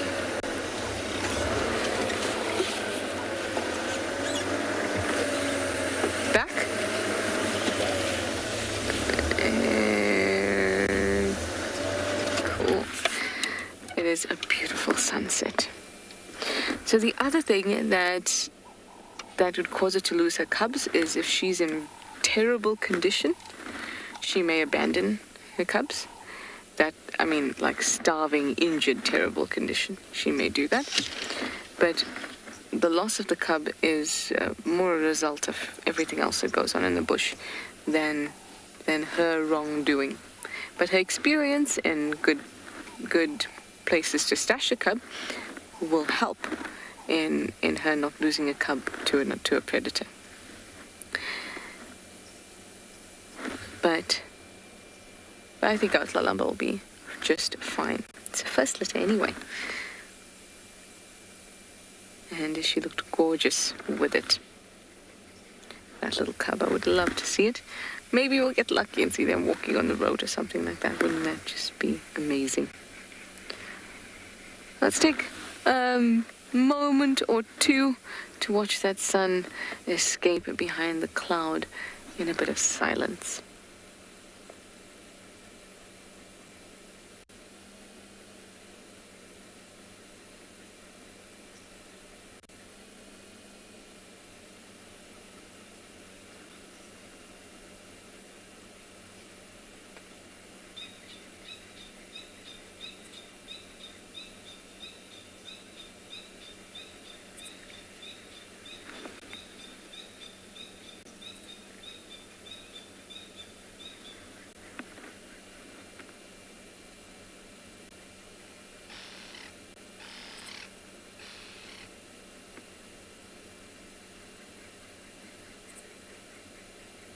There goes our beautiful ball of fire.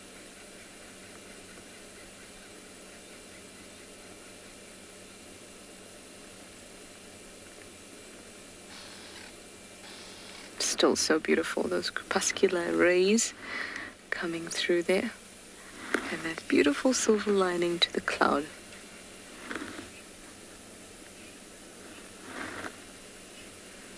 Missy, those rays certainly are beautiful.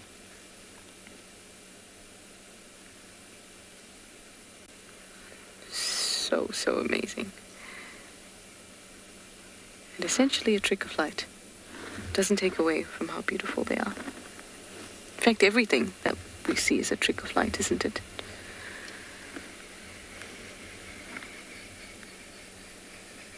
All right, let's keep on moving so we can cover as much road as possible during this time.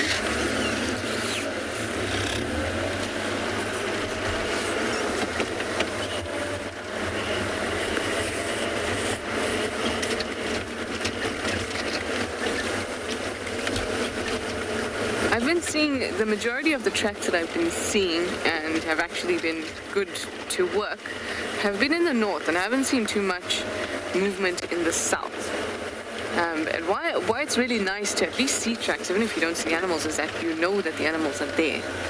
So it's just a matter of that you maybe missed them or didn't see them. But when you don't see tracks for a long time, it makes you wonder, oh, which leopard am I even going to, if I go looking for a leopard in this area, who am I even going to find? Who am I going to see? Are the animals even there? So seeing tracks is just a great indicator.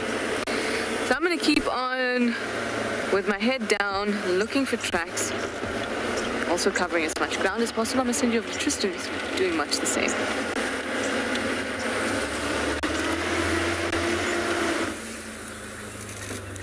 I think that's a good idea. Trish, like you say, tracks are the best indicator, which is exactly what we're looking for now. I'm trying to see if I can find any sign of tracks for this cat around camp coming out around this area, but so far nothing. That's not to say that she hasn't. We might have, like Trish says, missed them. There was some Ellies that drank at Galago, so it's possible that they have squashed tracks of her coming out, but I'm just going slowly just to see if we don't pick up anything on our way.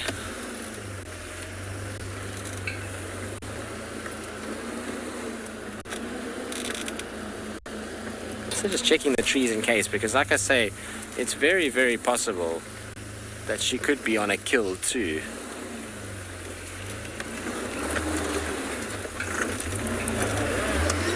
Andre asking about how many litters can a leopard have in its lifetime.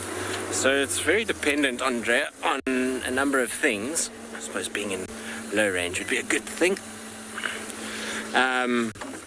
It depends on the leopard itself. It depends on success of those litters. Some leopards will do very well and they'll get themselves, a successful kind of litter, and they'll do really well and they'll be able to raise only 6 sets or 7 sets, like in the case of Thandi and Karula. But the likes of Shadow, for example, she had a tough time because of where she was and how hyenas and other male leopards all fitted within her territory. She lost a number of litters, and she probably gave birth to, easily 11, 12 litters. Maybe even more. So, it depends on how successful that animal is. But if she's very successful, like I say, like a Thandi or Karula, generally 6, 7, 8. But most leopards will probably have in the double digits, so over 10 as a successful female. Now, we're going to try and see if we can just get through this little section here. It's a little bit of a steep bank, but I'm sure we'll be fine. So while we do that, let's send you across to Trish and see if she's found anything with her tracking skills.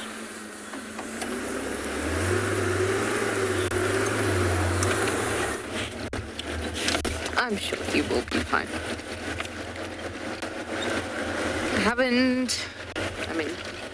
You were just with me. Not much has changed.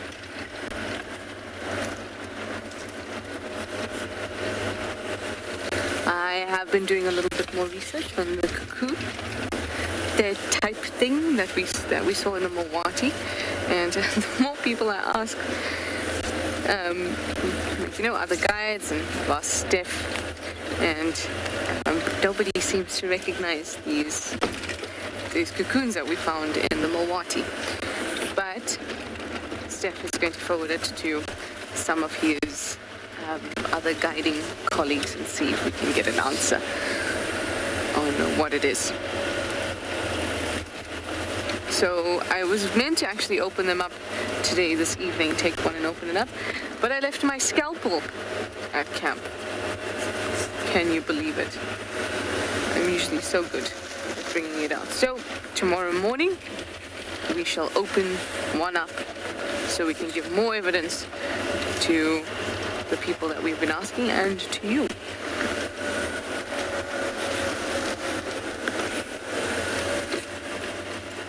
I love finding little mysteries like that in the bush. Absolutely love it.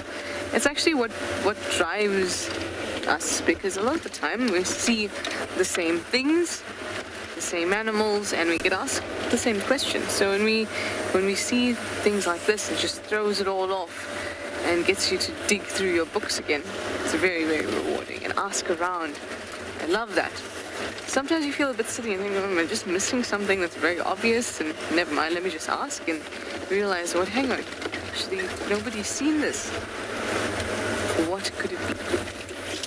Of course, it could all just be a little hype, and we open it up and you think, it is a mud double wasp. But we'll never know until we figure it out.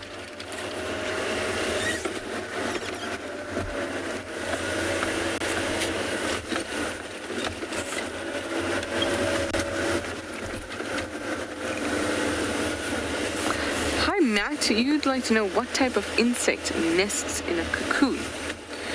So, a nest and a cocoon, kind of separate things. So, a nest is where an insect's young will be raised, and a cocoon is where some sort of transformation is happening, and there isn't feeding or anything happening in a cocoon. And a nest that generally is feeding. So in a cocoon, you will have lepidopterans, basically. So those are moths and butterflies. And in a nest, you can have spiders in a nest, you can have wasps in a nest, bees have hives.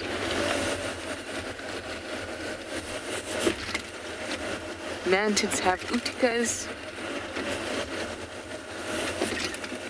But essentially they're all doing the same job, which is to house young. Eggs, in the sense of it, because the eggs are in there and the nymphs hatch out of it.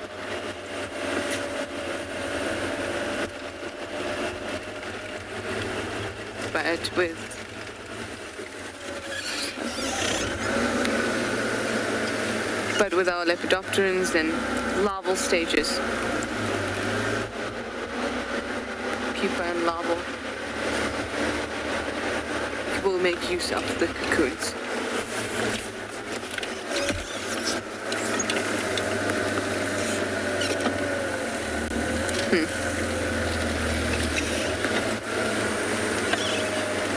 I see particularly large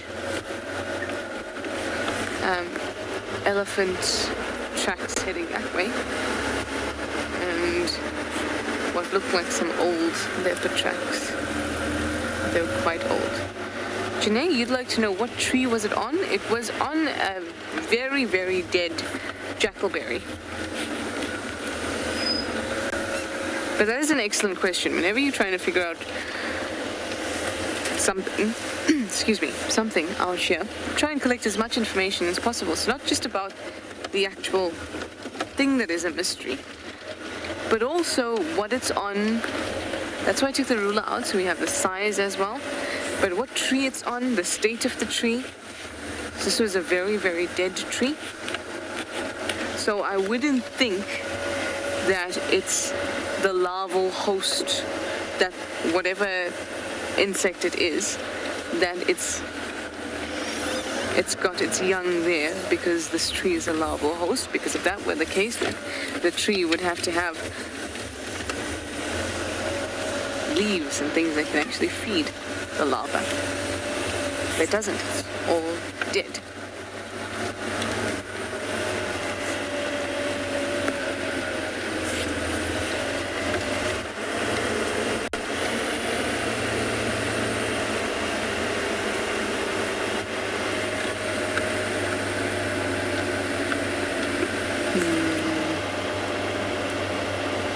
Not picking up anything. No sounds, no tracks, and no feeling, no tingly feeling. But that can change. But let me send you over to Rowan, who has found some lions. He's definitely got tingly feeling.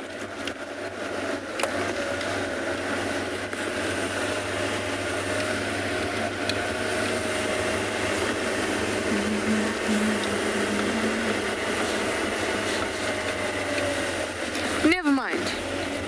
You're with me still.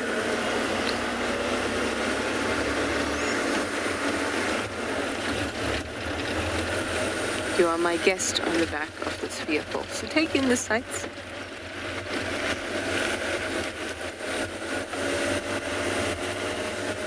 I'm just hoping for one track to set me, in some direction, give me a plan.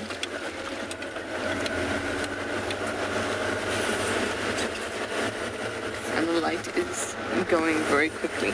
It's not as if it's impossible to track in the darkness, it's just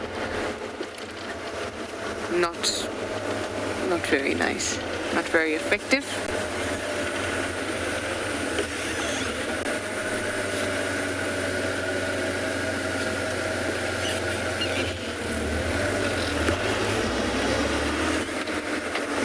If the tracks are very fresh, you'll be able to see them on the road.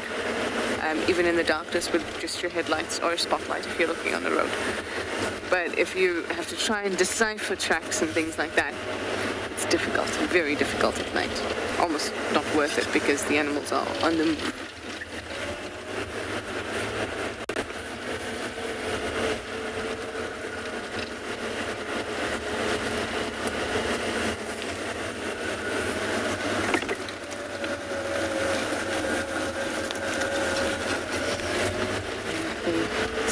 Good feeling though. I think after this we'll go sandy patch to the north, come down all recently until the access back towards quarantine area.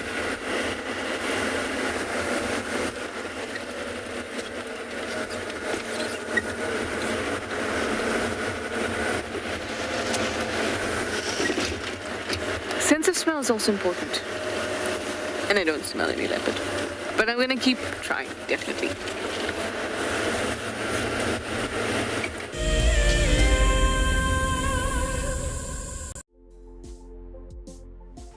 On the 27th of April, Wild Earth will be turning 14 years old, and we wouldn't be here if it wasn't for all of you.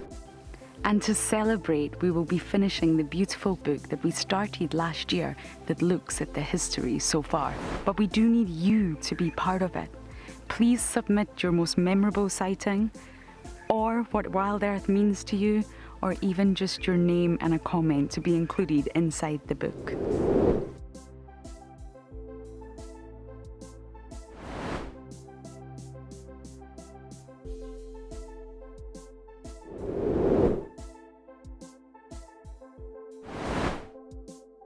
Head over to the website to add your name and reserve your copy. And a big thank you to all of you who have contributed to the book so far. I was quite surprised and excited to learn that I had won the Wild Earth prize for March. My wife and I started watching Wild Earth during the lockdown, just to allow us to get out of the day-to-day routine and enjoy some of the bush sightings. Our favorites, of course, are watching the birds when they show them sometimes, and especially the leopards. That's always nice to see on the show. She will definitely be going with me, and I'm sure we're going to enjoy all aspects of the prize as we don't get out into the bush often enough. Thank you very much, Wild Earth. My name is Steve, and one of my favorite things at Wild Earth is getting questions from you. The type of questions that I really like are those ones that really help us to unpack and understand and really integrate the ecological knowledge and fully appreciate the importance that animals such as these Cape buffalo bring to the ecosystem. If you want to ask a question on Wild Earth, you're going to have to register on the website. But once registered, just head on over to the live safari page and enter your question under the live feed.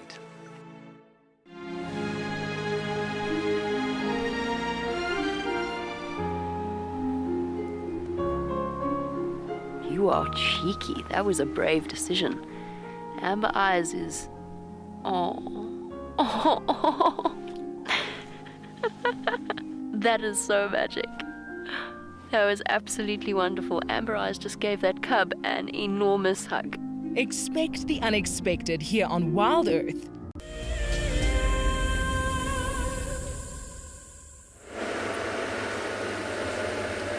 There's a beautiful tinge to the color that's bathing us all today. It's like a peachy. Last stint it was the pink. Oh no, it wasn't the stint before that. There was this... No, it was last stint. The evening sunlight was this gorgeous, gorgeous pink. It has transformed to peach.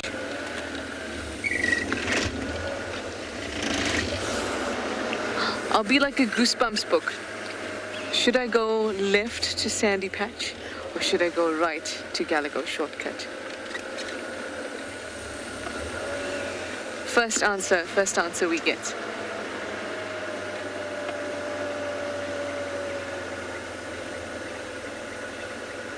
Hi Candice, you'd like to know if there's been any word on Kara? I'm not sure. I haven't heard anything about Kara recently, but Tristan's a better person to ask that. Ask about Kara to or from, because he tends to have quite a lot of information from the Simbambili side, so maybe Kara's been seen in that area. And but the last time I saw her, she was in Buffelshoek. But I think ask Tristan as well, because he'll definitely be able to answer you.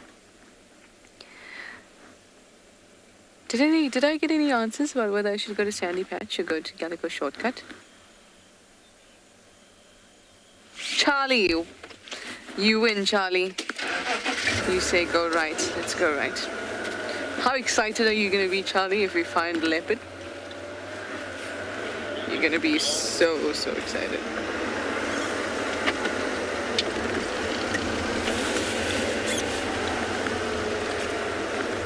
It's almost time for old Spotlight to make an appearance.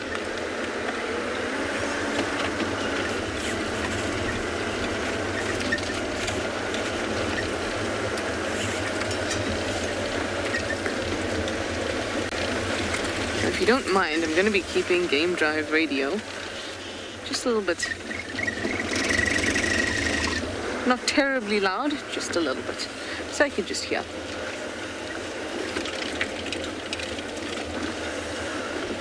Morgan seems to be... Morgan thinks we're at the club. I think that was his indication to me to dance. No, Morgan.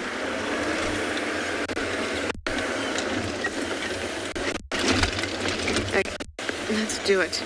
So you can see that it's still pretty light, but I'm taking the spotlight out, and that is because this is kind of the worst light for us. When us, I say humans, not just us, the guides.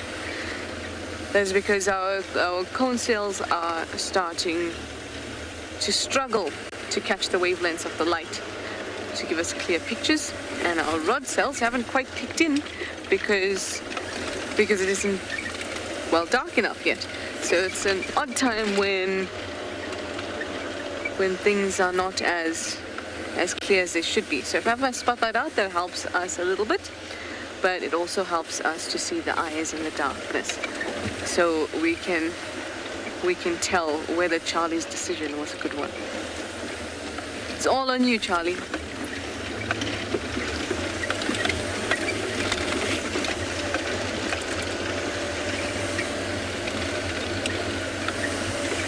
I think it was a good decision, though. Hi, Peter. You'd like to know if leopards would ever try and catch lion cubs for food? No. Because catching lion cubs for food implies that they would hunt lion cubs and for the purpose of food, and they wouldn't do that. It's just too risky. What would happen is if a leopard comes across lion cubs, it smells lion cubs, and it approaches that area, and there aren't adults around, it would kill a lion cub. It could eat it too, but that's not a necessary part of killing another predator's young. Most important part is to eliminate... Sorry, I have a bug caught in my cap. The most important part is to eliminate competition, and little cubs are competition because they're going to grow up to become a big lion, and that's going to compete with the leopard or her cubs.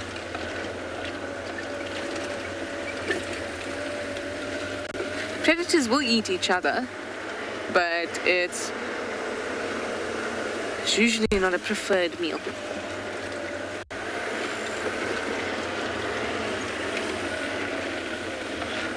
That's because the energy that's in a predator is very minimal. It's not a primary consumer. It's a secondary or even maybe a tertiary consumer if it's a hyena. So the energy, the amount of energy in that animal, nutritional energy just goes down and down. I don't mean energy as in like, you know, how sparkly it is today.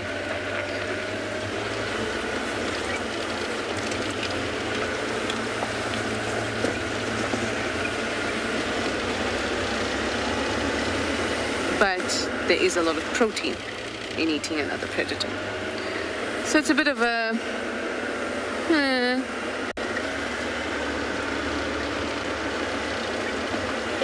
Hi Leo, you'd like to know if male leopards recognize their offspring?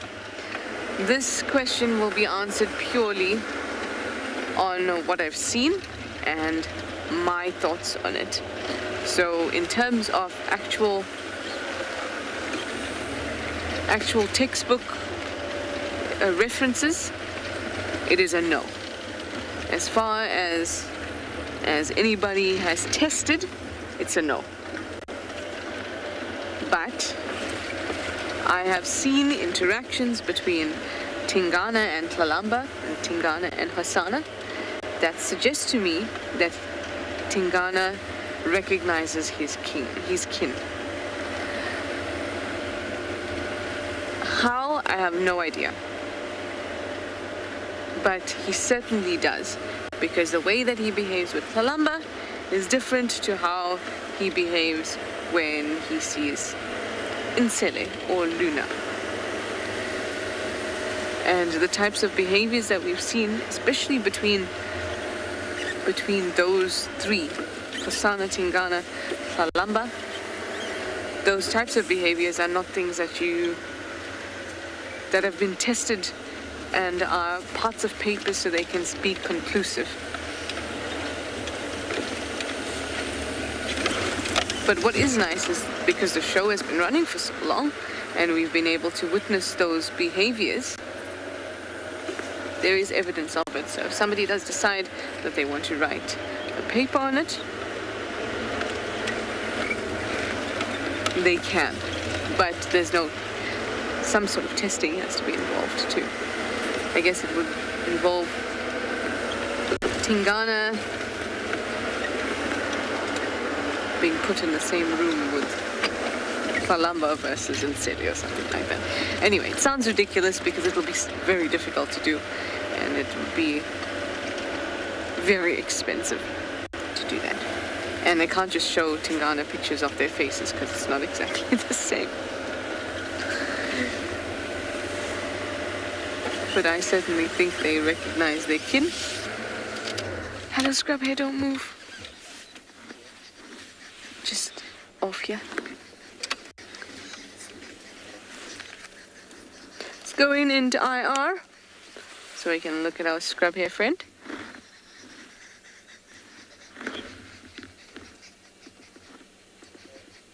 Hi, scrub hair.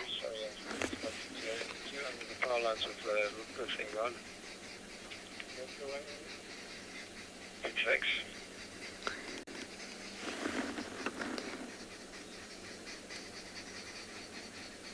I'm just listening out. Can you hear those arrow-marked babblers shouting in the background?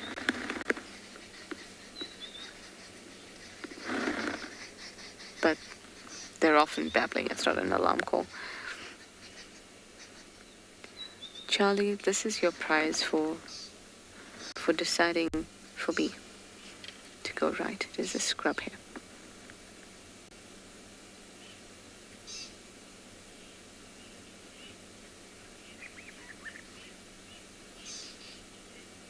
Hi, Kia. You'd like to know if scrub hairs can be kept as pets? No. We don't think and we don't suggest that you should keep a scrub hare as a pet. That's because it's a wild animal. So the animals that we keep as pets are animals that we call domesticated. And domesticated means that they're very used to humans and we rely on each other. But the scrub hare doesn't need us. The scrub hare wants to be out in the wild, just like all the wild animals here. So if we keep a scrub hare as a pet, we're just doing that for us, but it doesn't help the scrub hare. And certainly when we have a pet, we want both the pet and the owner to be benefiting from the relationship. So it would be very difficult to keep a scrub hare as a pet because it wants to be in the wild. But that is a good question because it brings attention to the fact that lots of people keep exotic pets. Those are pets that are not the normal sorts. And by keeping exotic pets, it's really not doing much for the animal and doing way more for us. And that is an unbalanced relationship. What do you say, scrub hare? Would you like to be kept as a pet? No. But I know they're very cute. Very, very cute. And sometimes out here, we might find a little leveret that's on its own, or a little squirrel that's been kicked out, or at the moment, downstairs by my room, there's a little rock monitor that lives basically in the roof, or well, in that sheltery bit over the patio. And that's as much of a pet, in parentheses, that I can say, because they just happen to get used to humans, but they're still completely wild, and I have no intention of keeping them. You know, they don't belong to me. There's lots of instances like that out here where something comes into camp and it stays because it likes it, but it definitely doesn't belong to us. The squirrel was a great example. We had that squirrel at camp for a couple weeks and he just loved it, and we loved that squirrel too. And he was ridiculous. Ridiculous. Sometimes he didn't like to sleep outside, and sometimes he only liked a specific part, like I used to find him under my pillow.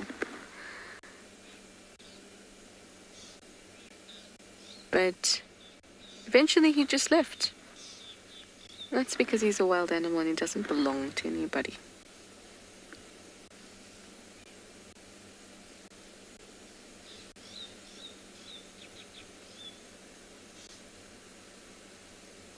This is a great scrub hare.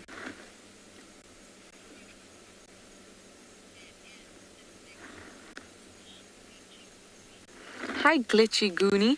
You'd like to know if scrub hares can get cuts on their ears as they move through the bush. It is possible because the skin on their ears is very, very, very thin. So you will often see them with cuts and little nicks on their ears. But more often, you'll find little blood spots because of ticks and other little insects that would have bitten them on their ears, because if they bite on the ears, they can get right in to those really, really good capillaries, areas of nice blood for those pests. Look at its eyes. Look, it's looking straight on at us, but their eyes are so dome-shaped and stick out so much from the side of their head that you can actually see the curve.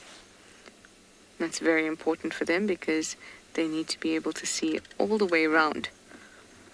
Well, almost.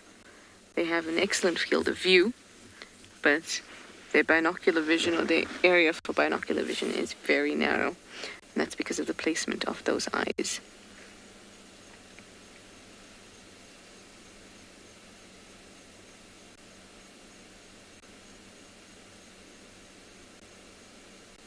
Look at those ears moving around, very alert despite the fact that it's eating. And it is pretty relaxed, but the ears are always going. It must be a tough life being a scrub here. Because you always have to be on alert, and I never ever see them kind of slow down. Well, we're going to slow it down now. And we're going to just chill out and watch our scrub bear go about its business in a bit of silence.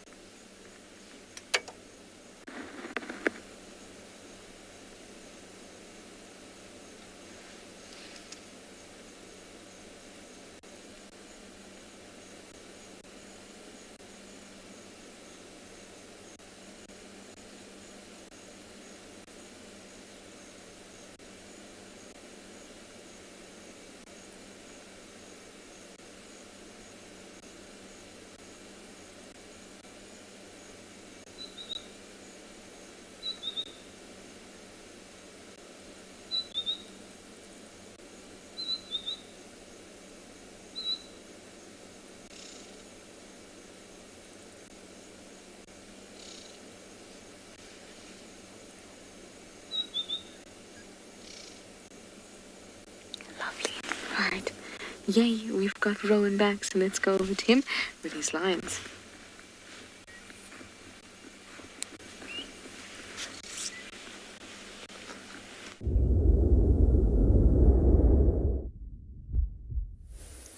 So we came back to the wildebeest carcass, and as you can see now, it's only one lioness here.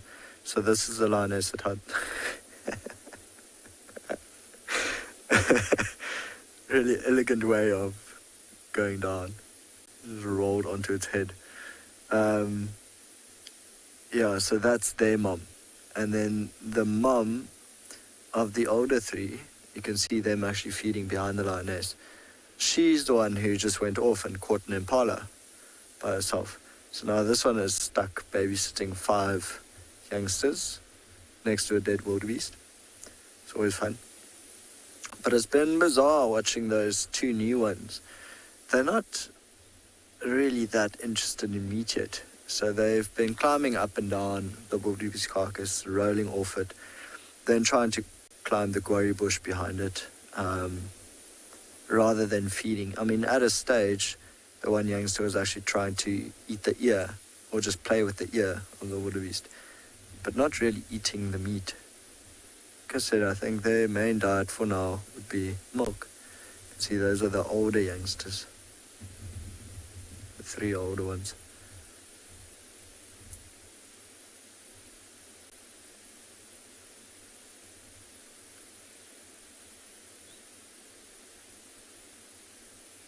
Too many sounds coming from there. So mostly you can just hear impalas ratting now and then. We heard the osmels roaring a bit earlier. They are further south from us.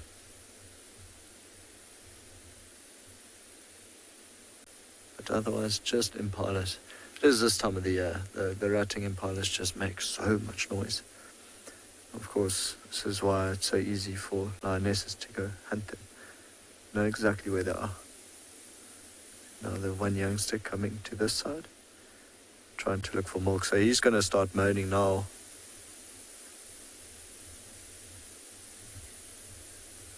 Tammy, they are able to eat meat yet, hence why they are here. But like I said a little bit earlier, their main diet is still milk. And the cute calling, begging for milk. Oof, Mom is very uncomfortable on her right front leg.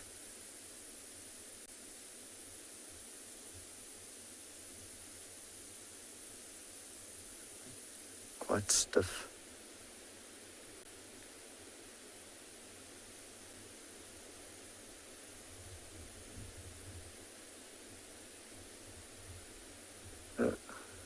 Comes the youngster again. Still not done begging for milk. And another youngster.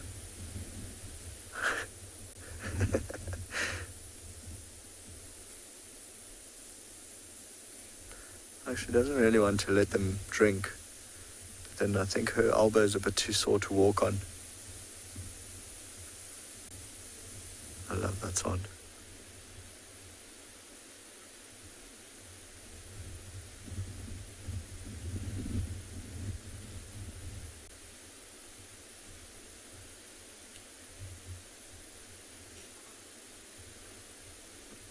They keep quiet. They often get quite aggressive.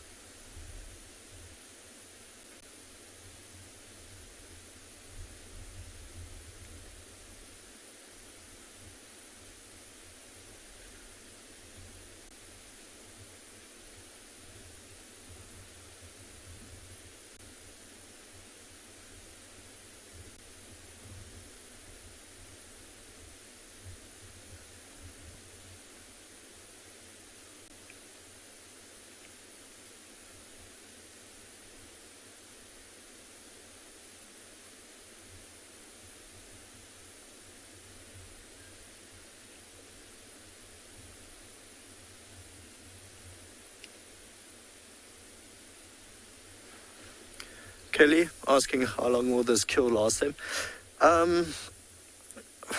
It's already lasted them an entire day. I don't think they'll be here in the morning, to be honest. I think with them, 2 lionesses having 5 cubs, they would rather move away from the site, because if hyenas start coming into the area, then it's a little bit dangerous for them. So I can't imagine that they'll stay here the entire night and try to defend us.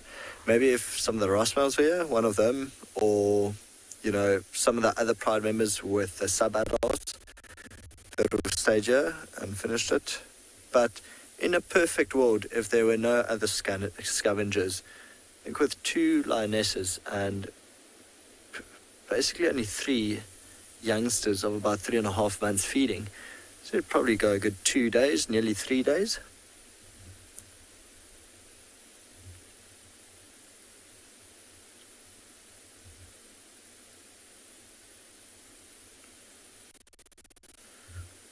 Those 2 have now found something to play with.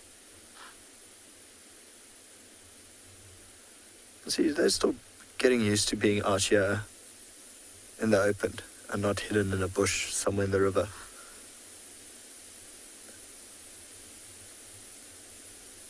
So cute.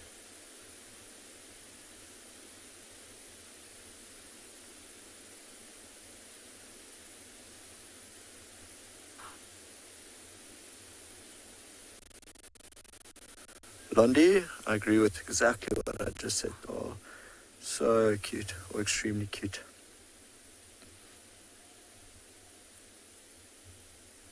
I'm still absolutely amazed that the mom kept them hidden for so long. But today was the first time I saw them. So we've got an impala alarm calling behind us. So it might be the other lioness returning.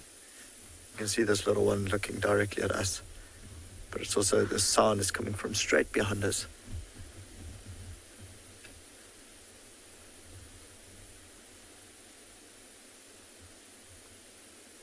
Oh, big yawn.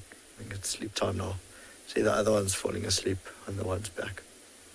Oh no, my pillow moved.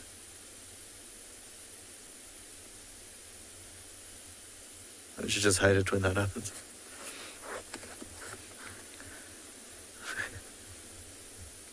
The one's definitely more adamant than the other one to drink.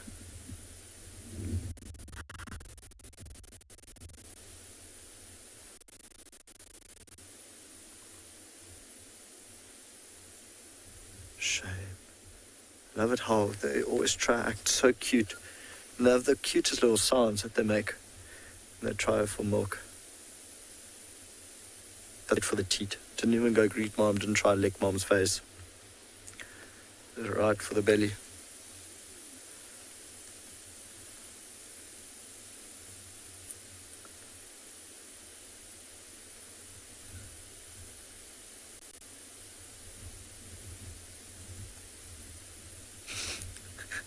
Still a bit too young to get over mom.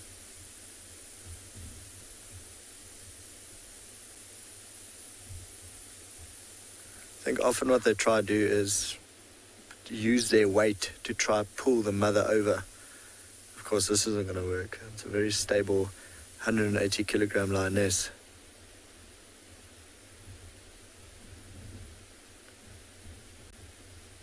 Shame, especially being now by herself, right next to a wildebeest carcass, she has to be very, very, very aware of everything going on. And that other lioness isn't here, so she's babysitting the cousins and her own kids. Oh, back to sleep.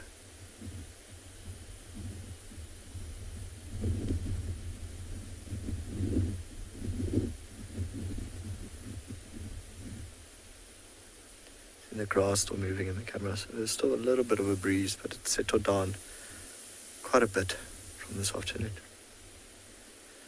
I think what I might do is let them be, just because us being here also puts pressure on the lioness, and I don't want to be the reason why hyenas are attracted to this area.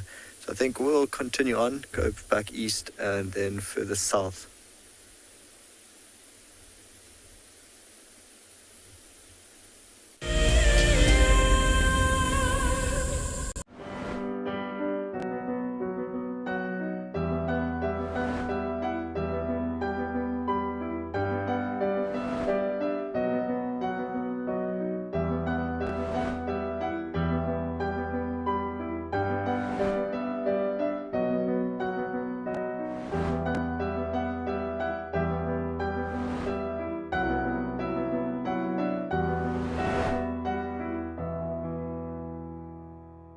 The Mara Triangle is a jewel in the Kenyan conservation crown, and thanks to the dedication of the Mara Conservancy, it thrives as one of Earth's greatest national treasures. We have been experiencing a reduction in the whale snails that we collect on a monthly basis, and this is basically attributed to our intense patrols. Over the years, this courageous team of anti-poachers has reduced poaching to almost zero. Mimi naitwa Stephen Olereso. Nimefanya kazi miaka 16 sasa. Kuanzia mwaka 2002. Hao wanadamu ni wenye utua sana sana inaogofya ni wale wenye wanaenda kama ndovu. Wanatumia kama bunduki. Sasa hiyo ndio huwa inakuanga hatari sana sana kwa sisi. As a result of the global pandemic and the massive reduction in tourist revenue, the Mara Triangle is facing a financial crisis. They need your help if they are to continue their ability to protect this magical land. Hi everyone, my name's Daniel Fisher and I'm going to be your guide this afternoon. I'm looking really forward to taking you through and showing you all the beautiful places here at and beyond Ngala. If you have any questions, please register on our website. Once registered, go to the live page feed and post your questions underneath the live feed. Join me on my next safari through and beyond Ngala on Wild Earth. Send me live questions through the Wild Earth website and I'll answer them live from the African bush. Oh, it's going to be in trouble now. Oh, this is unbelievable stuff. Here comes a hippo in too. Go Impala. There's a hippo coming in. I can't believe what we're seeing here. This is what we normally see in East Africa. It's all over. Hippo leaping at the crocodile now. Everything's gone underwater. Expect the unexpected here on Wild Earth daily.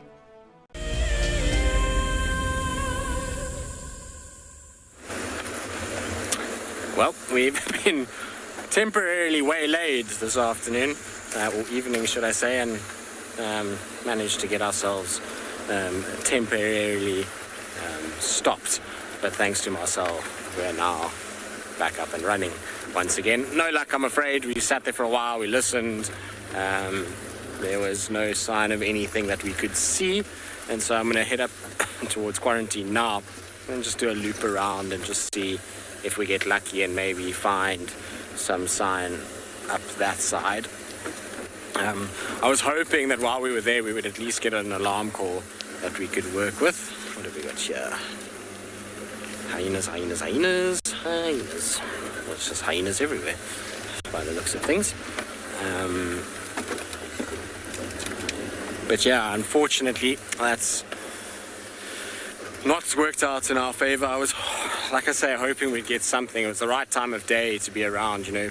Often leopardesses, if they cub or kill, might go up a tree at this time. Hyenas might come in. You might hear that interaction. If it's a kill, if it's a cub, they often start to leave them now and start to go, particularly if they've been there all night, the night before, and the whole day. So I was expecting something, but we got nothing. We might have been in the wrong place altogether. She might be a little bit further around the bend from where we were. It's very, very possible, and gone towards Gallagher Pan. So once I'm done with quarantine, I'm going to just check quarantine nicely. Once I'm done with that, then I'll head back towards Gallagher Pan, back around, and just do one more loop in the hope that we potentially find her. Or anything, really. I know Trish had a honey badger on quarantine the other day. It's a good place for white-tailed mongoose. There's always things lurking on quarantine, particularly with these impalas making as much noise as they are. That's one thing we could hear from where we were, is impalas making an absolute racket. They were shouting their heads off from up here, and that's going to attract anything that's remotely in the vicinity. They like to move towards where impalas are rutting because, well, there's just no rhyme or reason to their movement, and they don't pay attention. It just becomes that much easier to be able to hunt them. So hopefully that will happen for us. You know where I might check as well is Tumbeta's little pan. No one's been checking up that way for a while. Craig, are there any animals that have antelope as their enemy? I mean, probably a few that get swallowed inadvertently. You see there's this leopard's walk jump. Sure, I just saw a leopard truck. Yep.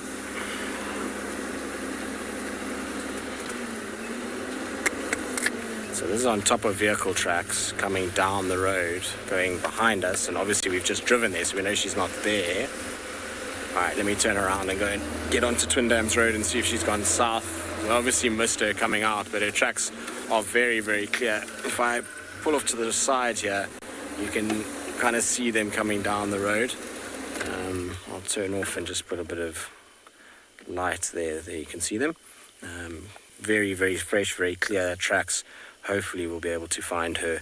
I don't think anyone's driven here today. I don't know. But these are nice and clean. They don't look like they're disturbed by the wind. This looks like from this evening. All right, let's turn around and see if we can find her. This is what we were trying to find. It looks like she's already come from Tumbeta side down the road here. But getting back to your question, I think there's a lot of insects that unfortunately get swallowed in the chomping of grass by the various herbivores. So they would be counted, but actual mammals, no. There's nothing that's really scared of an antelope.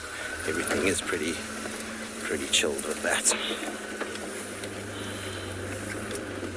I was trying to think where these could go. I'm a little nervous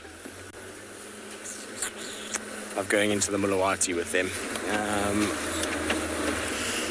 Alright, let's see. The reason why I'm nervous of going into the Mulawati is that's also a prime den location, so you always got to be a little careful of following leopard tracks into a den at this time of the night, but, you know, we don't actually know that she's denning in there. She might not be at all. Then let's just see where the tracks go.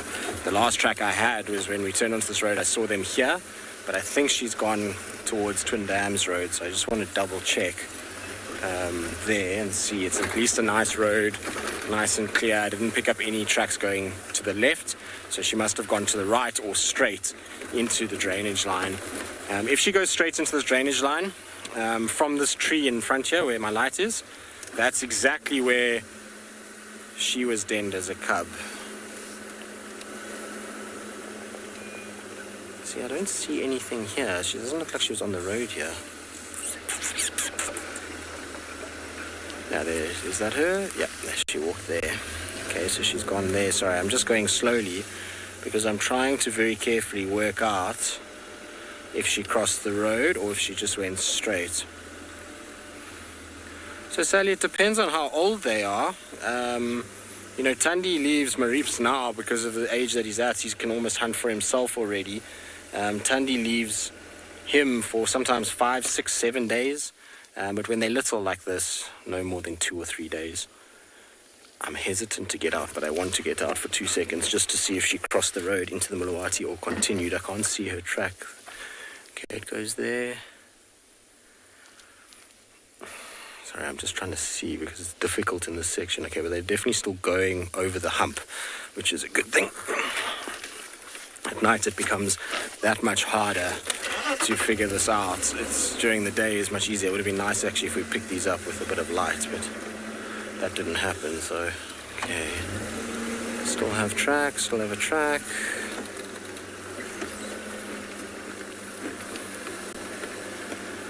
Okay, I'm gonna just keep checking here quickly and just seeing if she's still going down the road. All right, so that's good news. Okay, let's keep going. While I follow these, sounds like Trish has found what she was looking for, and it's spots, but not the same kind of spots that I'm looking for.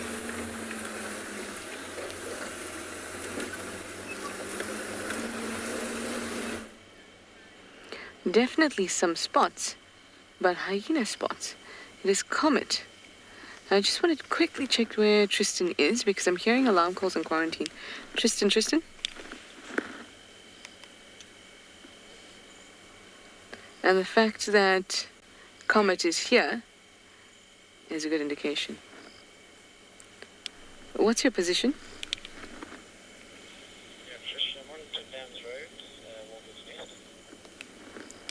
Okay, copy. I'm hearing some alarm calls on quarantine, and I've got Comet here in Western Quarantine. I'll be checking around here.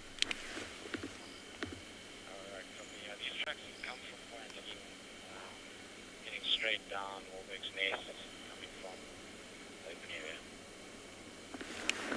area. Okay, copy. Good luck. Okay. Feels like there might be a buzz. Now this is...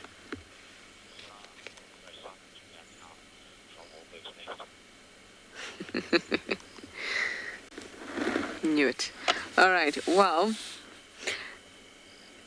there is something around here. So Tristan is just on the other side of quarantine, about where I am from the center bit of quarantine, not far at all. We're on either side, so it's a good time to work it and move together.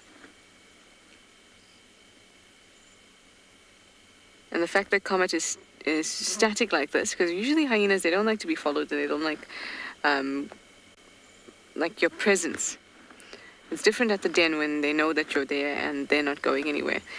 But they don't like to be followed, and they don't like us when or don't like the vehicle and the lights and things like that. All the lights are off when they're after something or they're going to go hunting.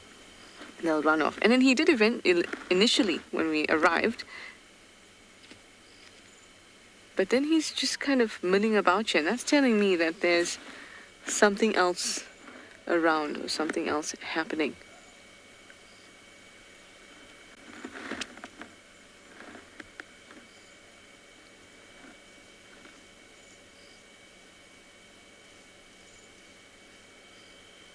He's digging.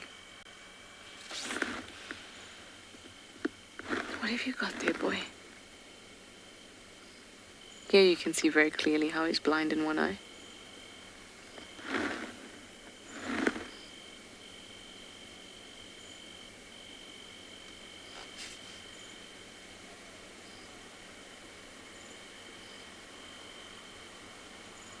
Off he goes, slinks away into the bushes. I think we should get moving and see, because Tristan's coming from that side. So let's see if we can pick up anything on this side.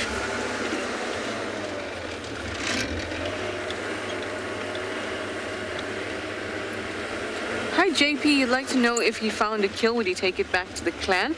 Well, he said to his clan, but he's part of the Juma clan. He would not. He would very quickly devour it and try to make as little noise as possible, especially if he found a kill. If he makes a kill, he might not be so lucky, because other hyenas, he may need the assistance of other hyenas, but he might also bring attention by the sound of the squeal. But if he just finds it on his own, he's going to have a great time just devouring it. The hyena social system is very complex. Oh, Spidey. Very complex and very... Oh, good. Oh, good. There you go. Yeah, it's very, very complex, but it's openly competitive and quite selfish, in the sense that everyone looks out for themselves. Not as in the connotation that we have. Or selfish. They're just looking out for themselves. Morgan, are you trying to talk to me in Morse code again? Sorry, my presentalitis is doing some strange things.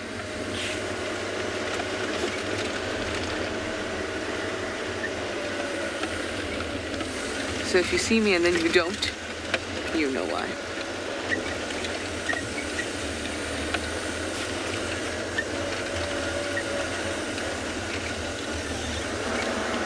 We've got some impala here. Let's just watch them. I'm just going to put my lights off.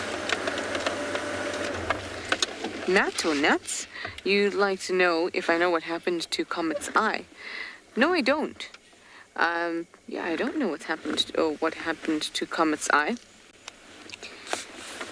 As long as I've known him, that has been his eye.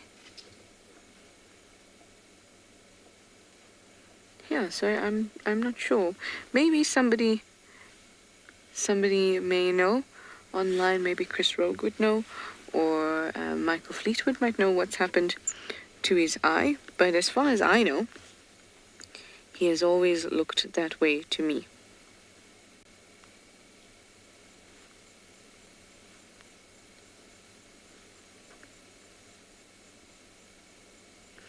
There's not too much known about him. Obviously, he's an immigrant male. And he is one of the immigrant males that we see a lot. Him and Saka, I think we see a lot. Saka, we used to see him a lot for a bit, and now it's dropped off again. But those are the two immigrant males that I've seen most of, I think. But I don't know how old Comet is, or anything like that. He's a bit of a mystery. But he seems to be one of the males that has formed close bonds with the females of the clan. Now these impala look relaxed.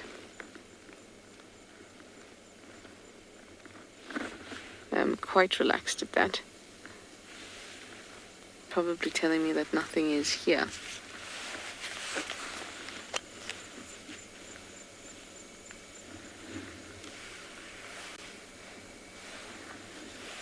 Right, let's move on. I just want to make sure that I thoroughly check everything, or all areas, before we kind of sit and chat about the impala. I mean, we can still chat about them, but not sit in one spot, because I want to make sure that if there is any movement or quarantine, we pick up on it. Predator movement, that is.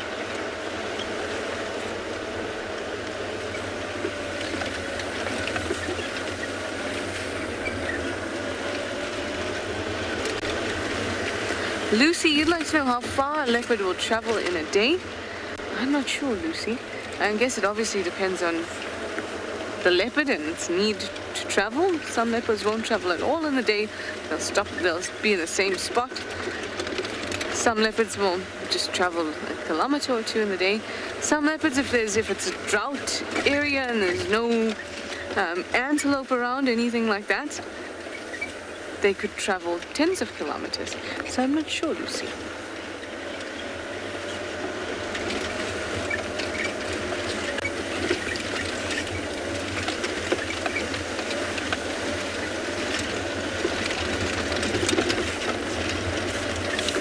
Okay, well, I've had no luck on this side, but Tristan is not too far away.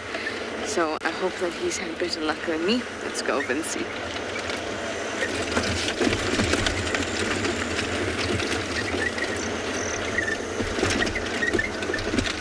We haven't had luck our side either, but I'm also very, very hesitant at the moment to go down into the Mulawati for two reasons. One is we don't want to get stuck because, well, it's still wet in some places there. And two, if she does, you know, maybe we've misread today's situation completely and the cub could be down there. It's nighttime, you know, hyenas follow off-roading vehicles and follow spotlights, and I don't know, there's part of me that just thinks that maybe this is a mission for tomorrow morning, because her tracks have definitely cut off. I couldn't see which direction. You know, I was following them on the road as long as I could, but they definitely went off. And I mean, given her direction of travel, which has been down Wahlberg's Nest in an easterly direction, south on Twin Dams, very seldom does a leopard cut back west towards where it's come from. It goes, you know, the same direction it's traveling, which is more east. So I suspect she's gone in. I don't want to drive that road now either again, because I want to come back in the morning and be able to actually see where the track went. If we drive there again, all I'm doing is just squashing all those tracks, and I won't be able to actually figure out which side she went and if she has gone into the block. But I will say this, is if she did cut off and she did go east, it is directly towards the den that she was put in for a very long period of time, when we had some of our best sightings of her as a cub. And they were sightings where she was on the log, and she was, I mean, it was with, you know, previous presenters Scott and Noel and myself, and we had a lot of sightings there. So I mean, it's possible. We're talking about natal dens and using natal dens. Let's see. I think tomorrow is going to be the time to do this. I don't think now is the right time to be trying to follow a leopard that potentially has a cub and into a place that could potentially house it. It's only going to serve us a disservice and serve her a disservice. So I think what we're going to do is I'm going to just do a loop around the block, because that's fine. If we're on the roads, that's more than okay. We can do that, and if we pick her up, then we pick her up if she's walking. But I'm not going to go into the Mulawati now. I'll go tomorrow morning and try and figure out that little conundrum then. But it interests me that Trish had the alarm calls. I think that she came off of quarantine this evening. Those tracks look super good.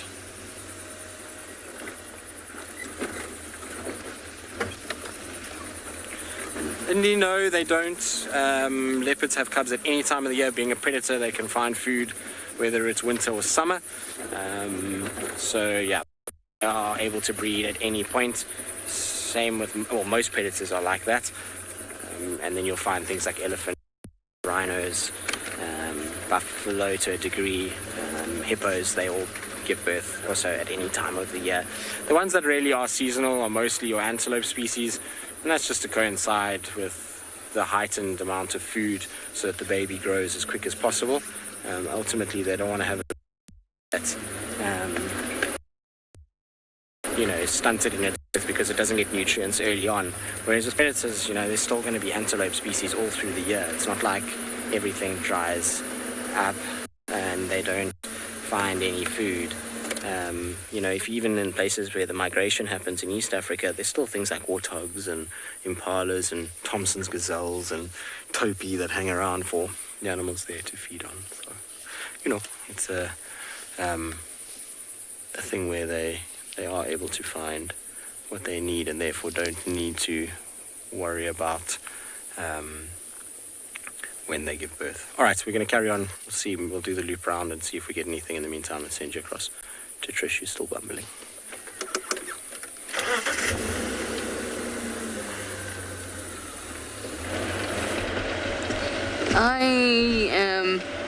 I've checked quarantine, there's nothing happening here, and the tracks that Tristan had for Tlalamba have gone through quarantine, so it was probably her that was causing the shouting that brought us towards quarantine when we found Comet.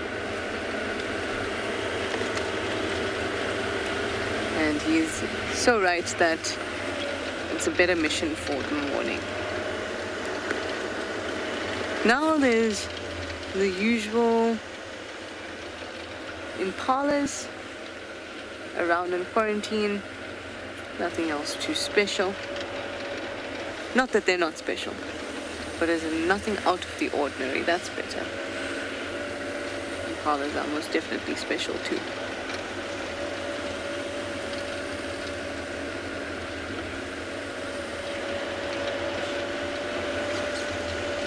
Let's actually tuck in here and have a look.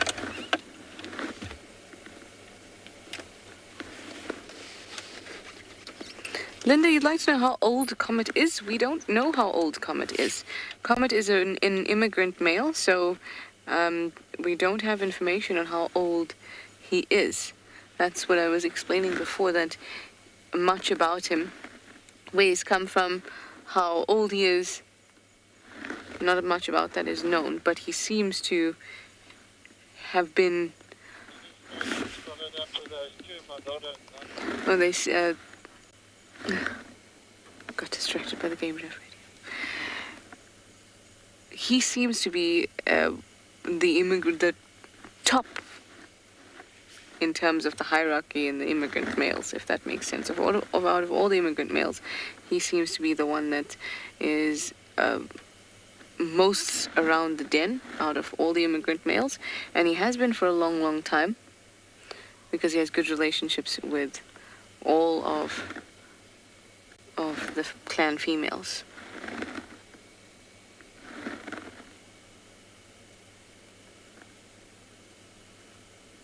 Just like we're not sure how he was blinded in his eye either.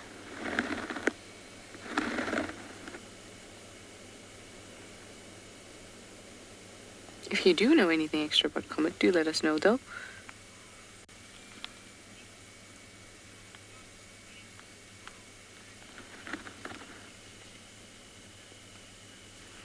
Lions ate my mum. Hi, it's so nice to hear your name.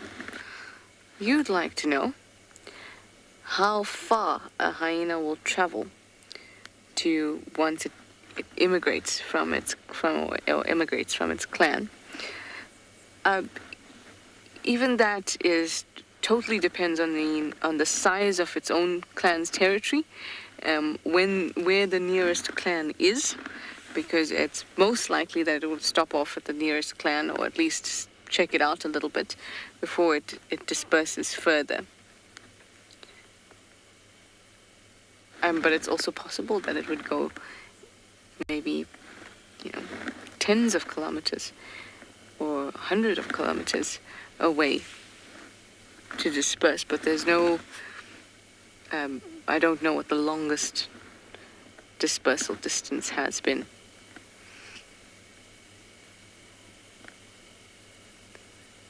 Convenience and, as we've spoken about before, effort and energy expense is a big deal out here. So if a male can leave the Djuma clan and go to the EP clan, the Elephant Plains clan, because it's the nearest, and it means that it can mate there, then it would. Because it takes the least amount of effort then to disperse even further, or to go to the Kruger and disperse that way. Whatever is easy but also still works. That is best. Off our Impala go.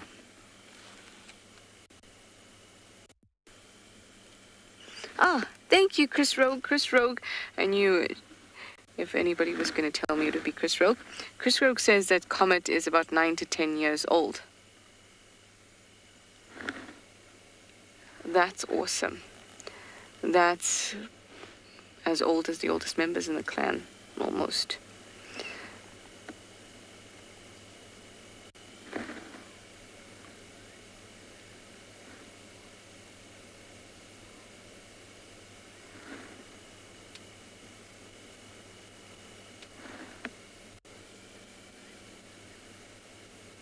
I wonder if Chris Rogue knows how Comet got blinded in his eye. So I would like to know that too.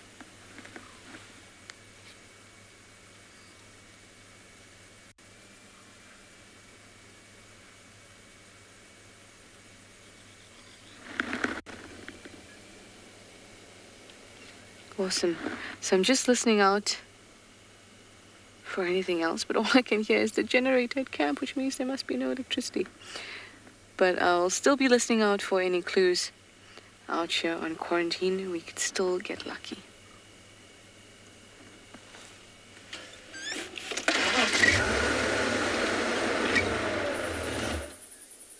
Well, I hope so, Trish. I hope you do get lucky. I know that you heard some alarm calls there, and maybe it's the same tracks that we had. It's very possible. But we've come round and we found ourselves a little chameleon down. There we go, at the bottom of the tree there. It's there in that area right there. You can see it just hiding behind the branch with its little tail curled up. This is very typical of chameleons, and unfortunately we're going to start saying goodbye to our chameleons as it starts to dry out and get cold.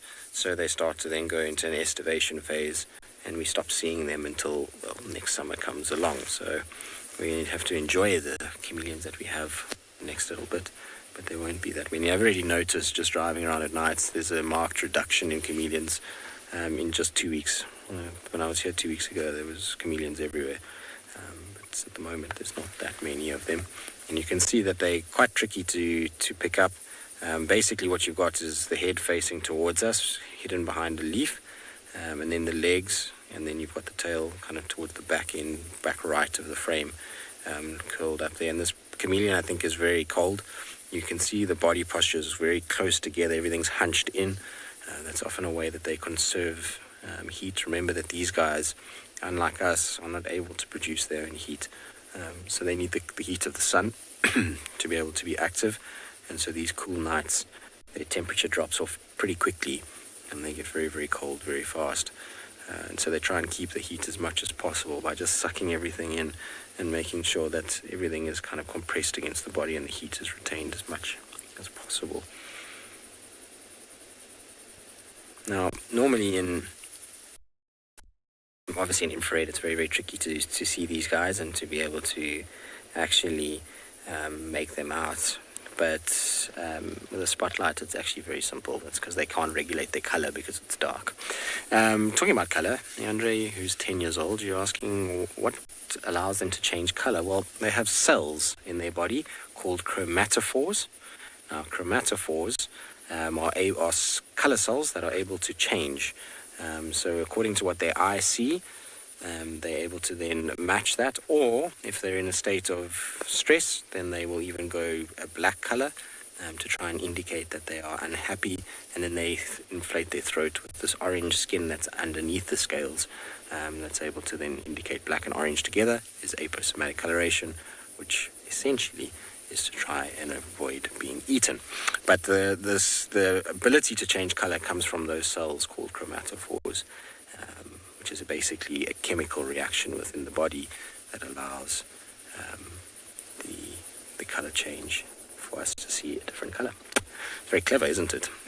They obviously can't change any color they want. A lot of people believe that these guys will change to, pinks and blues and things like that. That's not the case for these chameleons that we see here. Some chameleons in Madagascar can display some of those colors, but here in this part of the world, the chameleons are green, varying shades of green, browns, sometimes even a little bit of a kind of reddish brown like the impala coat, and then black is the other color that they go, or they can go a very, very light gray white color, which is often, if they're on the sand roads, they sometimes take on that tone, but it's quite uncommon. Now, these poor chameleons, unfortunately, outside of game reserves are not something that survives very well. People are very scared of them in South Africa. There's a lot of cultural beliefs about chameleons. There's, in this local area, some of the people believe that many years ago, a chameleon was once touched, and that touching of the chameleon caused almost a leprosy effect on somebody's skin, and so they're very scared that that will be kind of transfer onto them. Of course, we know that that's not the case with modern science, but cultural passing downs are like that. The other thing is that they obviously are able to move their eyes and see in different directions at the same time. So when eyes are moving differently, a lot of people here believe that that's witchcraft. And they have obviously produced eggs, but the eggs hatch internally. So it's quite common for, if let's say hypothetically somebody kills the chameleon, for these babies to erupt from this dead body. And obviously that's also kind of linked towards witchcraft, and so chameleons are quite taboo in this area, and unfortunately suffer the wrath of that. A lot of people will try and kill them, and luckily we have a lot of people that work in the reserve that are guides and trackers, and they try and teach people a lot to not harm chameleons. But cultural beliefs are cultural beliefs, and it's going to take a long time to try and hone that down and get that changed. But inside the reserve they're well protected and fairly common.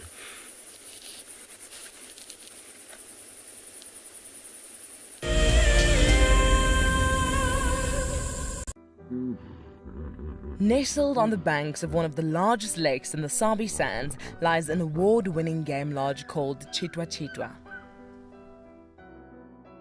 Many of you will have been on safari here virtually with Wild Earth, but now we are offering you the chance to see it for yourself in person.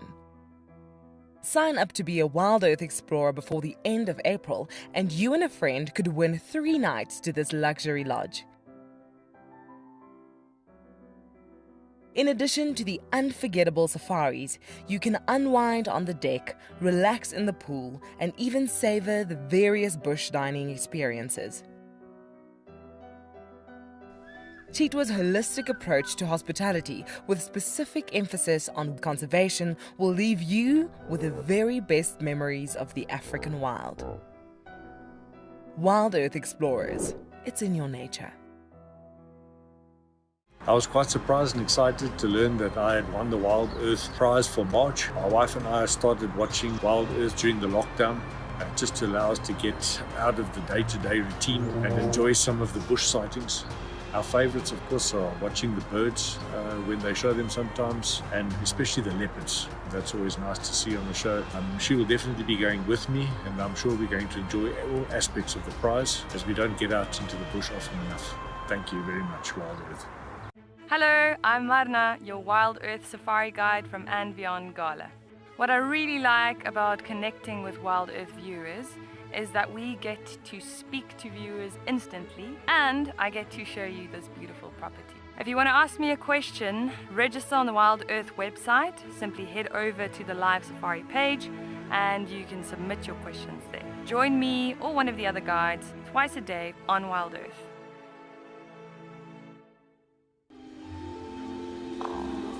Goodness, look at its wobbly legs. Oh, I don't believe it. I can't believe we've actually seen it. Oh my goodness. Oh, careful, careful, careful. Oh no. Oh, it's okay, little one.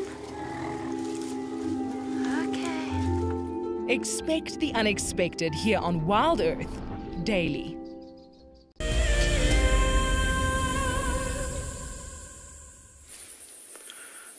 Just in time to see a bronze-wing corsair catch itself a meal, so that was cool. I was just walking around, and obviously with the lights of the vehicle, it was able to find a little morsel on the road. I just kept the light on just so I could see where it was at first, but I'll turn it off now. These little guys are nocturnal. We only see them at night, really. I mean, every now and then you'll catch them in the day. But they camouflage really well with that brown back, and they go into the grass, and then they just sit down and tuck their head down and sleep during the daylight hours. Then at night they start to come around, and they're basically on roads like this. They like anywhere where it's very open and clear, and they'll hunt the various little insects and that are landing on various pieces of grass and things like that during the night, and then they kind of do their thing. Unfortunately, these guys are also birds that we will be saying goodbye to fairly shortly. Insect numbers just die off so much that they just can't spend all year here, so they end up moving off and going and doing their own thing at some point. Nice to see them though. They've got a very cool call. I like the bronze-wing corsair call. I'm not going to play it now because we're right next to the bird, but I'll try and play it again just now when we get a little bit further away. I like them. They've got nice markings. It's not the only corsair that we see here. We also get a Temming's corsair. I think the last one I saw was on quarantine. I think it was last year that we had it. They're not nearly as common as these guys. These guys are pretty common throughout the summer months. We get quite a high number of them. And if you ever want to see these birds, the best time is obviously at night. Now, there was another corsair that was seen in the Greater Kruger system a few years ago, which is a 3-banded corsair. But that's extreme rarity for here. It's not supposed to be here. It's come from, I don't even know where that bird came from. It has made an appearance in this area. It was actually on Thorny Bush over at that side. Okay, let's leave our course. It's getting a little bit far away and starting to become a bit distant, as you can see there. Just turn off our lights as we go through, just to make sure. Just put a spotlight so I can at least see where I'm driving and not end up in some ditch or hole. Roads have still got a few little nasty surprises on them from the rains. Sorry, corsair.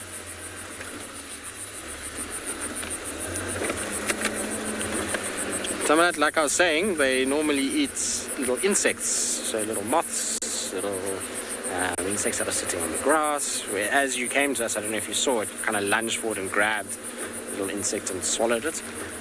I couldn't see exactly what the insect was, but there's lots and lots of little moths around. If I shine my light into the air tonight, I'm picking up a lot of moths flying around. So I'd imagine it's just a small little moth that it is able to eat. Actually, another one just flew past us right now. Lots of courses out. So insect-based diet. Like I said, that's why we see them in the summer. Most of the birds that migrate are either insects or fruit eaters. Mostly insect though, because that's the time of the year here where we get a lot of insects, and wherever they come from, which is mostly northern hemisphere, there's not a lot of insects. That's why they come and kind of take advantage of the high food load and then leave again when the food gets a bit scarce. Gluttonous is our migratory birds, although some of their journeys are arduous. Hello, little steenbok, are you going to sit there or are you going to run away? No, it ran away. It was right next to the road here. There's 2 scrub hares. They're not running anywhere. You see them there, where the light is. Lots and lots of them around tonight as well. And fortunately for us, they don't leave. They're around all year. And lots and lots and lots of them. I'm so surprised. You know, it's surprising that an animal is able to survive when it gets eaten as much as these guys do. They literally get hammered by everything. But I suppose they breed so frequently, and that means that there's enough of them to be eaten. Generally, things that are eaten so frequently are things that procreate pretty fast and have a successful way of doing it, and that's how they have the numbers that they do. That predators find them as easily as they do. If you were a prime prey source but had a poor breeding cycle, it would be very, very difficult. It's part of why the impalas are rutting right now, is to ensure survival, because they're eaten so heavily. If they can rut and they can all have their babies at once, very difficult for predators to mow through all of them before they develop and are able to move around. The nice thing with these guys is that their little ones obviously are able to move straight away, unlike rabbits. When they give birth, their little leverets are able to move and kind of feed pretty quickly, and that means that they're able to evade predation even from very, very small, which is useful when you are eaten, like I say, by everything. They also have a very good camouflage. Those tiny little ones are so hard to see. Even in the road sometimes you kind of pick them up very, very late. You got to be a little bit careful with little small rabbits, because scrub hares, should I say? I shouldn't say rabbits, that's naughty. They don't move sometimes. Their instinct is just to lie there with their ears flat and to try and stay as safe as possible. So just be careful. If you see a scrub hare bolt off the road, always just check in the road just to make sure that the little ones weren't suckling from the mother while they were on the road itself. Alright, we'll leave our scrub hares and carry on and see what else there is, but let's send you in the meantime to Trishala, who's still bumbling about in the hopes of finding a nocturnal predator.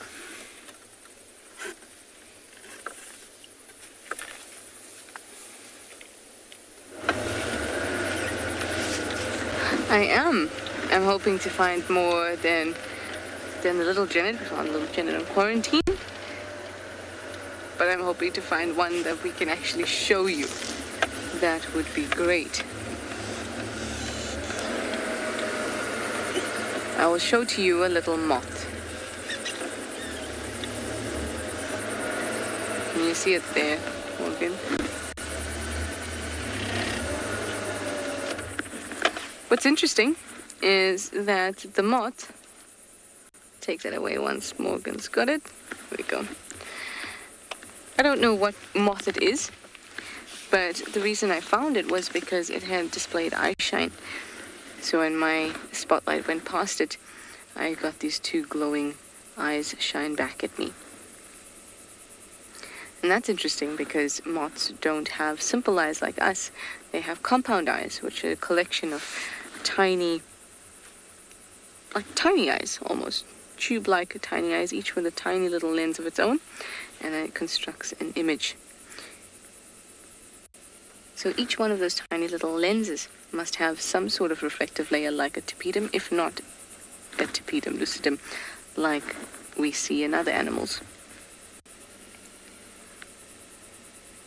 Now, moths are lepidopterans. So they and butterflies are in the same order. And moths are nocturnal. And moths, when they are at rest, their wings are flat. So butterflies, when they're at rest, their wings are together and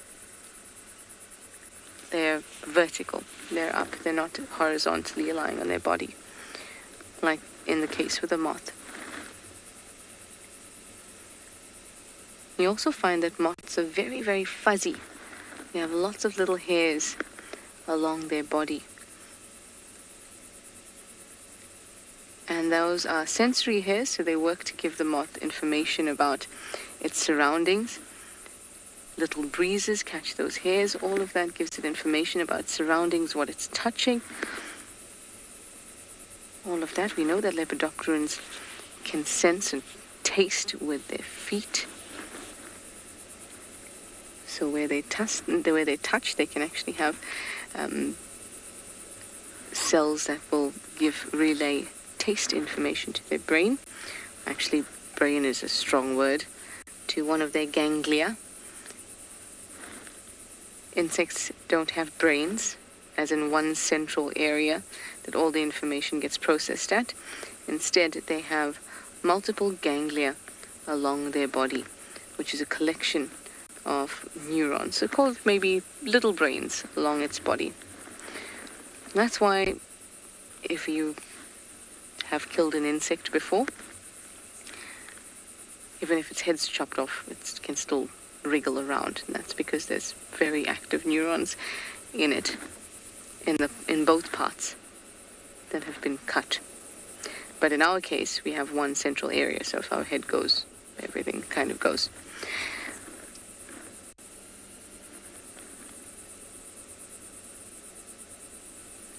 Beach lover, you'd like to know what different types of moths there are. Many, many, many, many, many, many different types of moths. It's very many.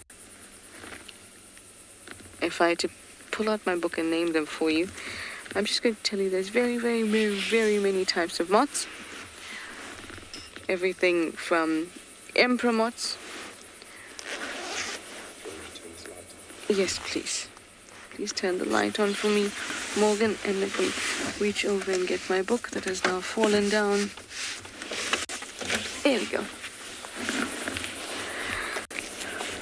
Emperor moths, processionary moths, and everything in between. But since you asked,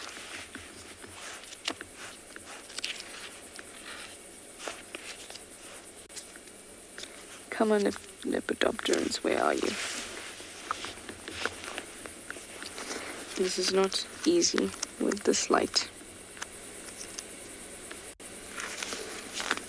Okay, well, instead of naming all the species for you, how about I tell you the families? That's a lot easier. Sorry, that's my cap.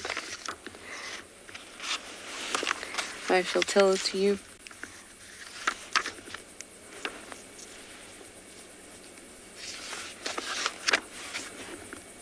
No, this is not particularly pleasant without Much light and reflections.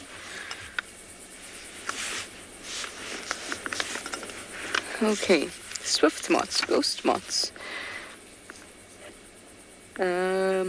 goat moths, carpenter moths, longhorned moths, leaf rollers, codling moths, flannel moths, little bear moths, flower moths, bagworms, clothes moths, clear-winged moths,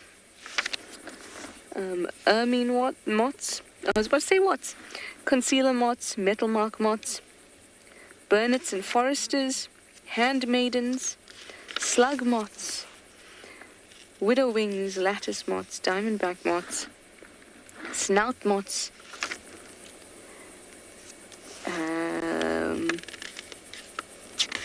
array of different pearl moths, grass moths, loopers, measuring worms, many plume moths, plume moths in general,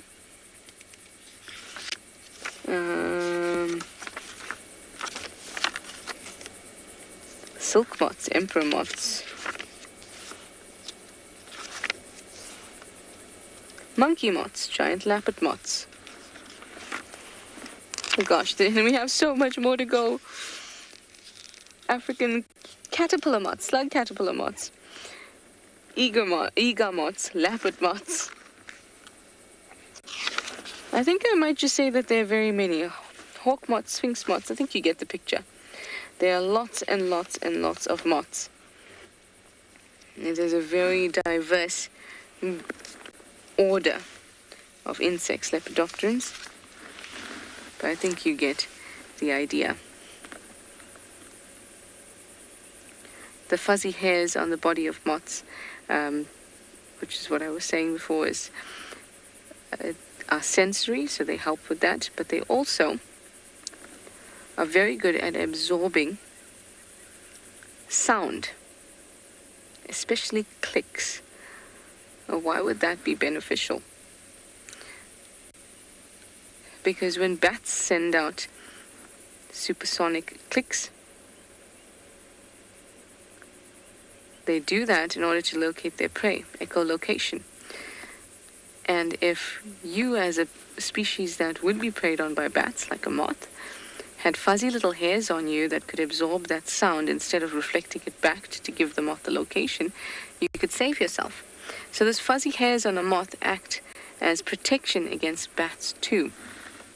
And they can actually absorb a fair amount of sound, which is just really, really clever. I think that's quite awesome.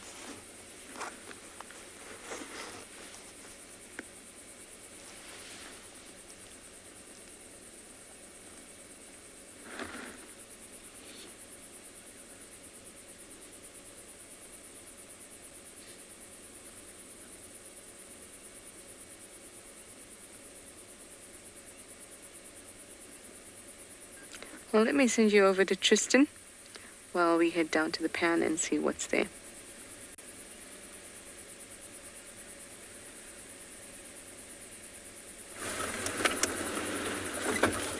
Good luck, Trish. Hopefully you find something. It will be a good thing if one of us can at least pick up something this evening. We haven't picked up anything, unfortunately, more. And like I say, I don't really want to push it too much further. If she'd been on the road, it's perfect, then you've got no problems at all. She's not really going to bring her cub onto the road and walk it around at night. So you're pretty confident that she'd be okay, but, you know, don't want to go into a drainage line where she potentially could have a cub. Even if it isn't there, it's just the possibility is enough to be respectful of not following her in there, or trying to follow her in there. Anyway, talking about kind of following and doing those kinds of things. Sorry, little scrub here. I heard a scopsal here somewhere. I'm going to turn off now. I thought maybe it would be in here. There are you little scopsals. But anyway, talking about these things, it's on the 27th of April is Wild Earth's birthday. And so to celebrate the birthday, we're going to be doing a ranger race. So you all need to get your animal lists ready. As the rangers will try and see who can get what quickest. Should be quite interesting. I'm not sure I'm going to be very good at this race, but we shall try our very, very best. You know, my general rate of driving is far too slow to normally win these things. Alright, this is where we picked up the tracks earlier coming down, so I'm not going to go any further. I want to keep those tracks intact for tomorrow morning, where I can at least have a proper look and see where they went, and also just make sure, because if she does have a cub with her, you know, the cub has to walk at some point, so you'll pick up a cub track. So always good just to check those nicely and just to see where they go. Could be nothing completely, but we'd just rather leave them there. So don't forget to remember, 27th of April, Ranger Race celebration. Make sure you are part of it and participate. It'd be nice to have everybody on board for that. It's on the Sunset Safari, just so everybody knows. So it will be for the evening. So it should be a good one. And there will be an extra bit of time, obviously, because of the fact that the Sunset Safaris are an hour longer than the sunrise ones, which should help our cause as guides to be able to try and find what we're looking for.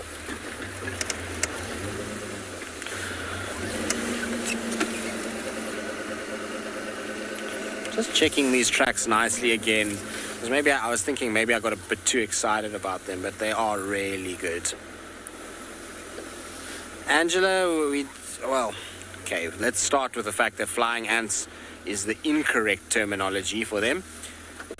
These tracks are on top of all the birds from today. They were from now tonight. So flying ants are not flying ants. They are winged allets, which are termites. They are not ants in any way, shape or form. Some people also refer to a flying ant or a winged ant, which is correct because you do get drones, which are male ants that have wings and are called drones. But the flying ant that I'm pretty sure you're referring to, the brown one with the wings, is actually a termite and is not an ant at all. So the correct thing to call them is a winged allet.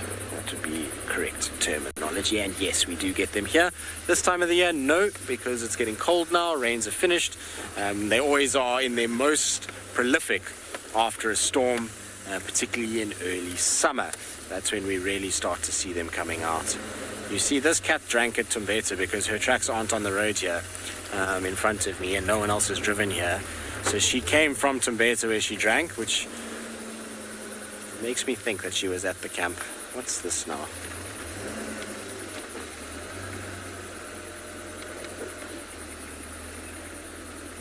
Something was dragged here.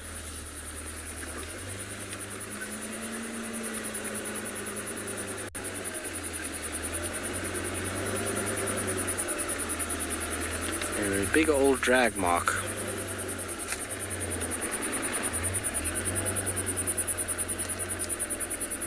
So I don't know if you guys can see it, but there's a massive drag mark here. I wonder if she didn't kill something and it was stolen from her by hyenas at some point today. Or sorry, I'm going to get out. I'm going to take my light off for a second. I want to just get out quickly. Or what could have happened, and is very, very possible, is that she has a kill. It might have been put up a tree and she's gone to go suckle a cub now and then come back. I just want to use my phone to check the track. Hopefully a leopard doesn't come flying out of this bush, because that would be very unfortunate. So you can see the track here. It's difficult to make it out because whatever it is digging heavily in to pull themselves forward. It looks hyena-ish to me. It also is from this morning. It's not from the night, because if you have a look here, you see you've got bird tracks. These are little hornbill tracks that are going over, and then you've also got squirrel tracks over here crossing the drag mark. I'm just trying to double check and make 100% sure that it's a hyena drag and not a leopard drag mark. Because remember I said she didn't come out, she wasn't walking on the road, so if she's got a kill somewhere, it could be in a tree, and then she's come from the tree out and towards the Sorry, I know I'm in the dark here, and you probably can hardly see me, but I just wanted to double check that. I don't know. Part of me just wants to quickly go around this little loop and go back towards this drag mark and just check something again. Oh, so many mysteries to unsolve. Why could we not have found this morning? It would have been so much fun to follow these tracks around. Anyway, that's the way it goes. I'm going to just go around and loop quickly around towards Tembeta and then back to where the drag crosses the road, just so I can get a direction and see what it is exactly. Flora, not quite. It's a little bit young still. I mean, if it's around the age that we're saying it is, so like I say, I reckon 6 to 8 weeks. That would be my guess, personally. It differs with others. Like I say, I haven't seen it, and so my guess, I suppose, actually is meaningless, because without seeing it, that's not fair on the person that did see it, who's estimated around a month. But to me personally, it looks like 6 to 8 weeks. That's what I would call it. But yeah, if it's at that age, no, not yet. So normally about 12 weeks when they start eating meat for the first time, 12 to 14 weeks. Although, you never know. Sometimes they take them a little bit earlier. It's possible. Alright, let's just get our spotlight out here. Very glad that the bush didn't start vibrating when I got out the car, because that's often a bad sign when the bush vibrates. You get yourself into trouble. So you see a car did come over this, but I can't see if it's a leopard or a hyena. It's just so scuffed and so difficult. It looks to me like a hyena has got it. So I wouldn't be surprised if maybe she had it and then it got taken from her. It went straight across the road. I mean, you can see it so clearly on this left-hand side here. Look at how big that drag mark is across the road. So it's a decent meal, whatever this is, for either hyena or leopard. Whoever dragged it across the road had themselves a fine time feeding off of this. It might explain why Comet was around here. Maybe Comet was part of the group that ate this during the night. Because like I say, this is not from now tonight. This is from during the day today. Just really want to make 100% sure it's not a leopard dragging it, and rather that it's hyenas. Because her tracks come out past on the road here onto the road. I just couldn't see which side. I thought they came from Tembeta's side because of the pan. But the more I look at this, the more I'm thinking that maybe she came out from this block. You see, it is a leopard that dragged this. There's a leopard track in this, so she's got this is a kill somewhere here. I'm going to off-road a little bit here. Let's just check if we can't find this. I mean, she might have tried to take it to the nearest tree. It is a lot easier during the day than it is at night, I can assure you of that.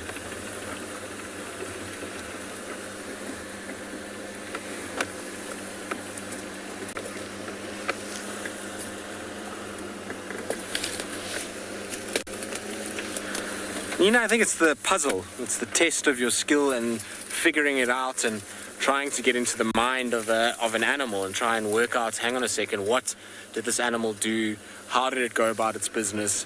You know, where did it walk? Why did it do this? Those for me are amazing things and why I love tracking. I just really enjoy trying to get into the head of an animal and understanding its process. And it's tough. Tracking is very difficult, and I'm not very good at it.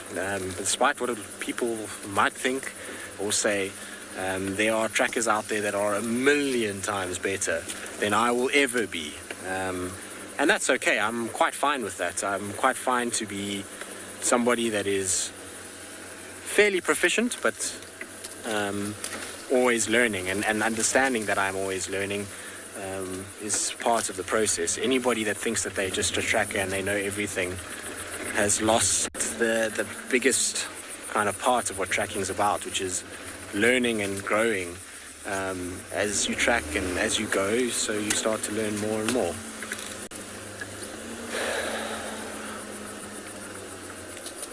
There's no hyena track on that drag mark. There's only a leopard track on either side of the drag mark. So it's a female leopard that's dragged in here.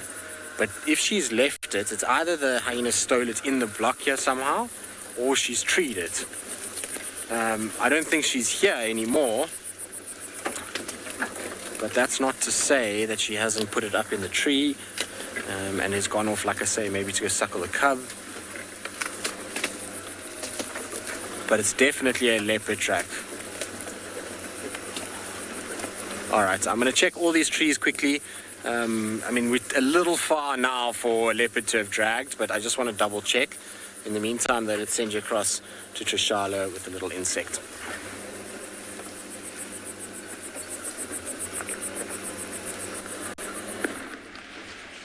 I did have a rhinoceros beetle. It was very cute, tiny little one. But it heard the director's comms again. As soon as it heard the director, it went swoop, boop, and it picked up its wings. And I just said, no, no, no. And then it flew off. It was nice while it lasted, though. I wish I could have shared it with you. Well, I'm wishing Tristan the best of luck for a last-minute leopard.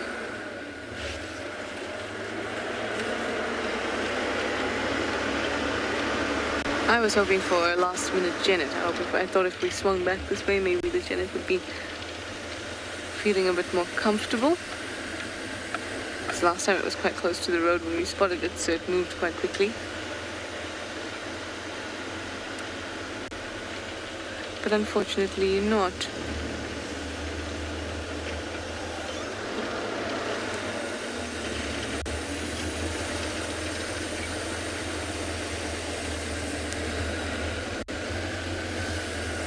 We've got impala out in the distance, but none close enough for us to be able to see them with the eye out. But if we do, I'll show you. There's some impala too. They're always the stars of the show, the impala, aren't they? Reliable, like the Egyptian goose and the blacksmith lapwing.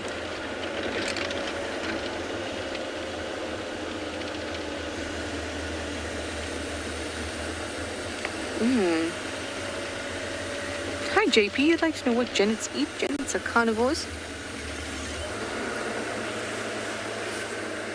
So they look for little creatures that they can get their paws on. Just thought I saw one.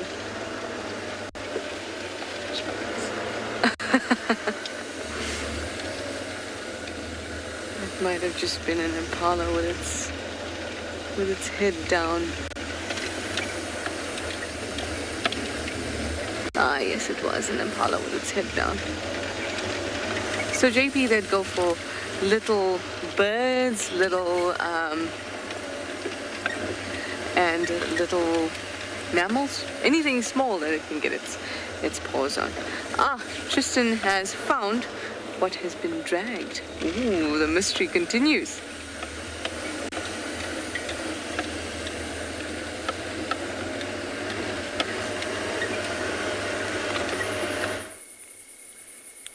We have, and it was a very, very, very lucky spot. From far, we saw the carcass in the tree. You can see impersonating a leopard across the branches of that tree.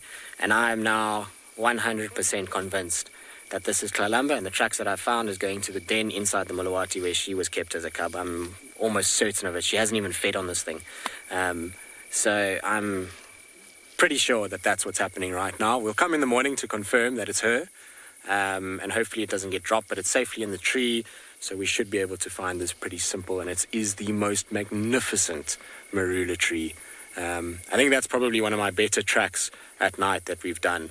This is a long, long, long way from where we came into the block from the road. It is not far, I mean not close. She's dragged it a long way, but imagine Kalahari now sitting on that lower right branch, that flat, beautiful kind of branch with beautiful morning or afternoon light just hitting her. It's going to be quite spectacular if she sits there, and imagine if the little cub joins her and gets onto that branch. So all the recipes are here. The fact that, like I say, that the carcass is up the tree and it is what it is, means that we are definitely in the right place, and we're pretty sure that where she's gone is to the den site. I almost want to guarantee it, that she's gone to go and suckle the cub. She spent the day here. She must have killed this morning. So after we heard those bushbuck alarm calls, she must have killed this, dragged it, has kind of left it on the ground, put it up the tree this evening, walked out onto the road, and has gone back to where the cub is, suckle it this evening, and then make her way back once the cub is safe, or bring the cub to meet for the very first time is one of the two options. But this, like I say, is an epic one for me because it's not easy following at night, and we got super lucky. I reckon, what do you reckon, Gert? 100 meters we spotted this from? Maybe more, in the dark, which is not the worst thing. And the angle that we had was not the angle that you see now. We had the angle of just the kind of front side of the body, and from far away it almost just looks like a broken branch. But the lighter color, or the reddish color against that grey bark, is what kind of gave it away. Obviously you guys can't see it right now, but tomorrow when we come here, you'll be able to kind of see what I'm talking about. How exciting though. Epic. I'm so happy. I know there's not even a leopard here, and it's just a macabre scene of an impala on a tree, but the ramifications of this is a good 2-3 days of leopard viewing, if we're lucky. And on top of that, a chance that maybe, just maybe, we find a new den site for the cub, which would be very, very cool.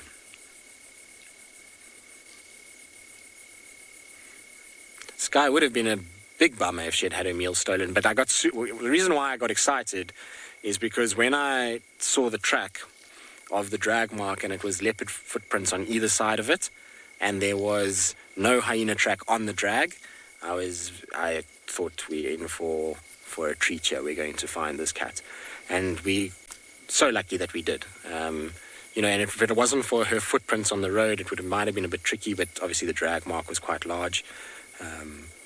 But it would have been bleak if the hyena had stolen it, so I wouldn't have been happy. So to see it up in the tree and to know that she'll be here at some point, maybe she's not here first thing in the morning, but at some point she will come, is epic. Yeah, I'm happy. It's very, very cool that she managed to keep it. And the fact that she's put it in, like I say, what quite possibly is the most insane marula. This particular marula, I've walked past this marula, I don't know how many times, and always looked at it and thought to myself, I'm amazed we've never had a leopard in this tree. And there's a reason for that, because if you look, not only the right-hand branch where I'm shining the spotlight, but this left-hand one at the back is also like a perfect straight branch for a leopard to nap in. It's got a nice bit of shade on this tree, so it is just every way, shape and form a tree that you would want a leopard to sleep in. And the crown of this tree will make this kill quite difficult to spot from most angles. It looks super open, but you need to be in a certain spot to be able to actually see it. So I'm very, very excited, and I think she's chosen a perfect tree, which is wonderful for us because we'll get good viewing out of it.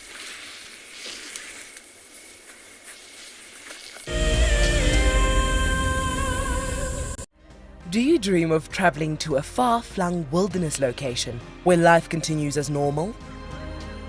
A place where you can escape to nature and breathe. If you become a Wild Earth explorer, then this could soon become a reality. Subscribe today and stand a chance to win regular travel prizes. Wild Earth Explorers, it's in your nature. So in 1998, we had this idea to go and put a live web camera on a waterhole somewhere in the Sabi Sands next to the Kruger National Park. And I approached just about every single landowner, and everybody thought I was completely crazy until I met Yuri and Pippa Moorman. We thought it was definitely a fun idea and a worthwhile thing to experiment. And it immediately became a runaway success. And it gave people all around the world the opportunity to watch a little piece of Africa day and night. Back in 1998, it was the very early stages of the internet. And all we were able to do was to get a 30-second refreshing JPEG out of that camera. But over time, what we began to do is focus more and more on trying to develop this concept of giving people the opportunity to go on safari. Even though we live just 500 meters up this hill, we still put the camera on to see what's happening. Absolutely, we watch it ourselves.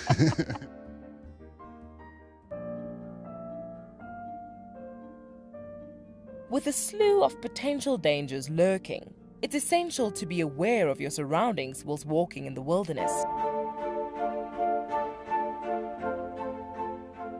20 yards away from one of the most endangered species. This is a big bull. What a moment, what a close encounter with an Ellie bull. He's just over here now. He's moved completely away. Being on a bushwalk and seeing a leopard, I mean, it's ridiculous to be this close to a leopard on foot and for him not to run is absolutely insane. How crazy was that? Through the gap there is just the back of the head of a male lion. He is absolutely unaware that we are here right now. I'll tell you, seeing lions on foot, it definitely brings out the caveman in you, this little scared human being.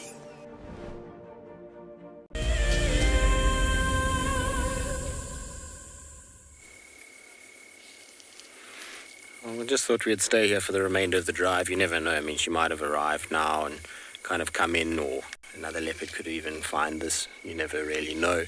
So it seems like the right way to finish our drive. Didn't feel like we needed to rush off and kind of see anything. I'm just shining the spotlights every now and then just to try and see if anything does creep up. It's quite thick at the base of the tree. It looks really nice in the tree itself, but if you look at the base there, lots and lots of places to hide. So, you know, she easily, you know, if she didn't put the kill in the tree, we would never have seen this during the course of today, which is exactly what's happened. But, you know, I'm glad we're here, and hopefully, you know, tomorrow morning this cat will be back at the tree. And if she's not at the tree, then I have a very, very good suspicion of where she will be, which obviously is a den site that she was put in for so many months. And it's where I thought, actually, funny enough, where I had my money on where she was going to den initially. I think I even said it live once that I thought she was going to den in the Mulawati to start with.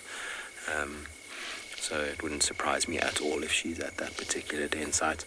That's why I'm glad I actually didn't go into the drainage line and follow those tracks any further. I think everything is played out in the right way. Sometimes karma is a good thing, and sometimes when you do the right thing and you kind of go the right way, then you're rewarded for it. And this is the case here, is that leaving her alone meant that we ended up finding this instead, which sets up our whole sort of next 2 days of viewing, which is very, very cool. Bar she doesn't drop it, obviously. Luckily, this is too big for the cub to drop. If the cub does get brought here, it wouldn't be able to move that carcass at all, which is a good thing. All right, well, hopefully you've had a good afternoon with all of us. It's that time of the evening where we're going to head home and go and rest and to get back out first thing tomorrow morning.